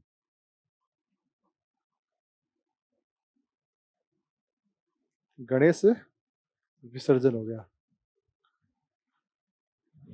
ठीक है। और ये क्या चल रहा है, भाद्रपद चल रहा है ना, भाद्रपद की पूर्णिमा। भाद्रपद की पूर्णिमा लिख लिया। शुक्ल पक्ष का अंतिम दिन कौन सा होता है, पूर्णिमा। हाँ, शुक्ल पक्ष का अंतिम दिन पूर्णिमा होता है ना। तो पूर्णिमा इस दिन से लेके, भाद्रपद की पूर्णिमा से लेके आश्विन माह की अमावस्या तक क्या होते हैं, श्राद्ध पक्ष। क्या चलते हैं, श्राद्ध पक्ष चलता है। इस दिन कोई भी, इन 16 दिनों में कोई भी मंगल कार्य नहीं होता। इन 16 दिनों में कोई भी नहीं होता, ठीक है। लिख लो, भाद्रपद की पूर्णिमा से आश्विन अमावस्या तक। इसके बाद आश्विन महीना आएगा ना, आश्विन अमावस्या तक श्राद्ध पक्ष चलता है। 16 दिन तक कोई शुभ कार्य नहीं। और ये शुभ कार्य हिंदू में भी, देखो हिंदुओं में कई संप्रदाय होते हैं जो शादी वादी कर देते हैं, लेकिन इन 16 दिनों में तो कोई कुछ भी नहीं करता श्राद्ध पक्ष में। ना तो कोचिंग स्टार्ट करनी है, क्लासेस स्टार्ट करनी है, तो लोग क्लास भी नहीं लेते, तो कहते हैं क्लास श्राद्ध के बाद ही लेंगे, स्टार्ट करेंगे। तो कोई भी शुभ कार्य नहीं होता इन 16 दिनों में, है। वो पितरों को मनाते हैं 16 दिनों तक, पितरों के लिए अपने भोज करते हैं, ब्राह्मणों को जिमाया जाता है वो, ठीक है। तो ये हो गया, 16 दिन तक कोई क्या होता है, शुभ कार्य नहीं होता।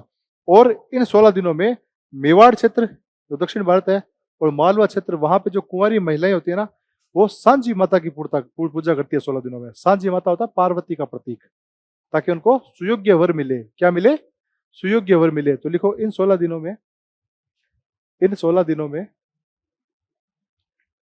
इन 16 दिनों में मेवाड़ व मालवा क्षेत्र की युवतियों द्वारा, मेवाड़ व मालवा क्षेत्र की युवतियों द्वारा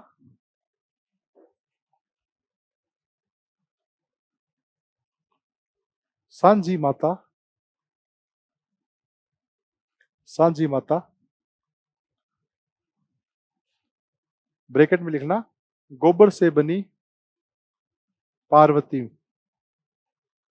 गोबर से बनी पार्वती माता, सांझी माता, फिर ब्रैकेट में गोबर से बनी पार्वती माता, ब्रैकेट बंद कर देना, की पूजा की जाती है। सांझी माता की पूजा की जाती है। ठीक है,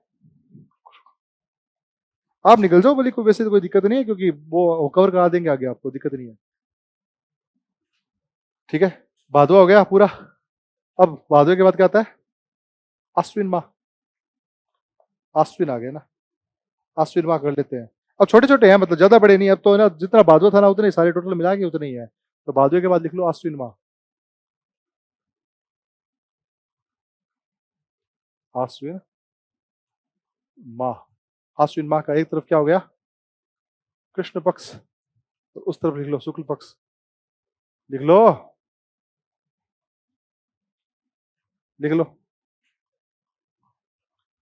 अश्विन माह का शुक्ल पक्ष और कृष्ण पक्ष। ठीक है, इसमें देखो ये कृष्ण पक्ष तो पूरा श्राद्ध पक्ष में है, तो यहाँ पे कुछ नहीं होगा, कोई त्योहार नहीं आएगा, अपने को पता है, क्योंकि ये तो पूरा श्राद्ध में चला जाएगा 15 के 15 दिन। तो लास्ट दिन जो अमावस्या आएगी ना, इस दिन श्राद्ध पूरा हो रहा है, इस दिन क्या हो गया? श्राद्ध समाप्त हो रहे हैं ना, तो एक व्रत रखा जाता है, उस व्रत को कहते हैं थम्बूड़ा व्रत। तो लिखो थम्बूड़ा व्रत का पालन, थम्बूड़ा व्रत किया जाता है। ठीक है, तो इन तो अपने पता है श्राद्ध पक्ष में कुछ नहीं हो रहा है, ये तो श्राद्ध पक्ष चल रहे हैं पूरे के पूरे। यहाँ पे आ जाओ आप, यहाँ पे आश्विन माह के शुक्ल पक्ष का पहला दिन क्या होगा? प्रतिपदा,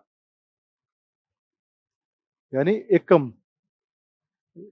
आश्विन माह के शुक्ल पक्ष की जो प्रतिपदा एकम क्या होगी?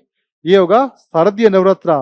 तो दूसरा नवरात्रा था ना, वो नवरात्रा प्रारंभ होगा, इसको कहते हैं शारदीय नवरात्रा प्रारंभ। लिखो, ये शरद ऋतु होती है इसलिए शारदीय कहते हैं इसको, शारदीय नवरात्रा प्रारंभ। शरद ऋतु के नवरात्र प्रारंभ हो गए, तो ये शारदीय नवरात्रा प्रारंभ होता है। ठीक है, प्रतिपदा को ये हो गया। इस अष्टमी को क्या आएगी? नवरात्रों की अष्टमी कौन सी अष्टमी होती है? दुर्गाष्टमी। तो ये भी क्या होगी? होगी तो दुर्गाष्टमी, लेकिन इसका नाम होगा होमाष्टमी, होमाष्टमी।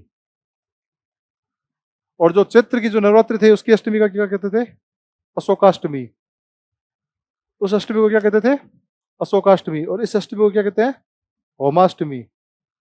तो पहले आती है तो ए वर्ड पहले आता है, तो याद रखना, ए से अशोका पहले आती है, होमा बाद में आती है, एच बाद में आता है। क्या हुआ? याद नहीं हो रहा? ऊपर से जा रही चीजें, चीजें मतलब ज्यादा हो रही है, लेकिन याद हो जाएगी। आपको ऐसा लग रहा है कि बहुत ज्यादा होगी एक दिन में, पर याद हो जाएगी चीजें, हो जाएगी, हो जाएगी, टेंशन मत लो। ठीक है, नवमी को कुछ नहीं होता। इसकी जो दसवीं होती है ना, वो बहुत खतरनाक होती है। आश्विन माह की दसवीं लिखो, ये कौन सी दसवीं है? विजयदशमी। और विजयदशमी क्या होता है? दशहरा। कौन बोला था? बहुत बढ़िया, अरे वाह राधे श्याम, बढ़िया। विजयदशमी के दिन क्या होता है? दशहरा। या दशहरा कब आता है? आश्विन माह के शुक्ल पक्ष की दसवीं को। ठीक है, याद रह जाएगी। अब इसके बारे में कुछ लिख लो, दसवीं वाले दिन, विजयदशमी या दशहरा। भाई मैं वो नहीं लिखाऊंगा भगवान राम ने रावण को मारा और उसके उपलक्ष्य में मनाया जाता है, गाय के 4 कान होते हैं, वो नहीं। अब मैं बताता हूँ, वो लिखो, दशहरा कोटा व मसूर, मैसूर का मसूर है, कोटा और मैसूर का सबसे मशहूर है? जोधपुर में नहीं मनाया जाता, मंदोदरी मान्यता मंडोर की थी, ऐसे कहा था वो। मैसूर, मैसूर कर्नाटक में जो जगह थी मैसूर, उसका दशहरा सबसे बड़ा दशहरा और सबसे प्रसिद्ध दशहरा माना जाता है, कोटा और मैसूर का। इस दिन है ना, पूजा की जाती है। एक तो शस्त्र की, आपके पास में जो हथियार है उसकी पूजा की जाती है, उसके साथ साथ खेजड़ी की पूजा की जाती है। खेजड़ी को जांटी भी कहते हैं, जांटी। शस्त्र और खेजड़ी की पूजा, शस्त्र व खेजड़ी की पूजा की जाती है। और इस दिन अगर आपको एक पक्षी दिख गया जिसका नाम है लील टांस, तो मान के चलो कि आपकी नौकरी लगने वाली है। लील टांस पक्षी के दर्शन शुभ माने जाते हैं। लील टांस इस दिन दिखना चाहिए। इस दिन इससे एक दिन पहले दिख गया, एक दिन बाद दिख गया, फिर तो नहीं लगेगी नौकरी, कितनी तैयारी कर लो भले।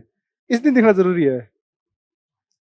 नीली गर्दन वाला पक्षी होता है, नीला पक्षी छोटा सा, उसको नीलकंठ कहते हैं वैसे, और वैसे कहते हैं लील टांस।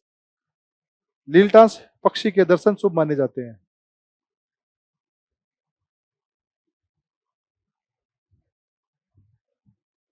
लील टांस पक्षी के दर्शन क्या माने जाते हैं? शुभ माने जाते हैं। और इसकी पूर्णिमा लिखो, आश्विन माह की पूर्णिमा। इस तरफ लिख रहा हूं मैं पूर्णिमा, ठीक है, ये आश्विन माह की लिख रहा हूं मैं, ये वाला चल रहा है पोर्शन अपना, कंफ्यूज मत होना। इसकी पूर्णिमा को कहते हैं रास पूर्णिमा या शरद पूर्णिमा। सर्दी नवरात्र है तो ये पूर्णिमा कौन सी होगी? शरद पूर्णिमा। शरद पूर्णिमा। इस दिन चांद फुल जोरों पे होता है, चांद अपने फुल सूट बूट पहन के एकदम तैयार रहता है। 16 कलाओं में होता है, चांद की जो कलाएं होती है ना, 16 कलाएं, वो 16 की 16 कलाएं चांद इस दिन अपनी प्रदर्शित करता है। और इस दिन क्या करते हैं, इसी रात को हम खीर बना के चांदनी में रखते हैं, ताकि खीर में क्या आ जाए, खीर में क्या आ जाए, अमृत मिल जाए। तो लिखो, इस दिन खीर बना के, इस दिन खीर बना के, इस दिन खीर बना के रात्रि में, रात्रि में चंद्रमा की रोशनी में रखी जाती है। इस दिन खीर बना के रात्रि में चंद्रमा की रोशनी में रखी जाती है। इस दिन 16 कला दिखाता है। 15 कलाओं का मतलब वही हो गया ना, कि अमावस्या से लेके वापस अमावस्या तक आएगा तो कितनी हो गई ये, कितने दिन हो गए? 15 थोड़ा हो गए यार, 30 दिन हो गए, 31 हो गए वैसे तो, वापस अमावस्या आ गई, ठीक है। तो इस दिन कितने कलाओं का प्रदर्शन करता है? 16 कलाओं का प्रदर्शन करता है। तो एक और कर लेते हैं, एक एक बस। कार्तिक माह, दिवाली बना दूं आपकी, दिवाली के बाद चले जाना है, दिवाली बनवा देता हूं। चलो ठीक है, तो फिर चलो कल पढ़ेंगे, चलो चलो चलो चलो ठीक है, बाकी कल करेंगे, कल समाप्त हो जाएगा अपने त्योहार।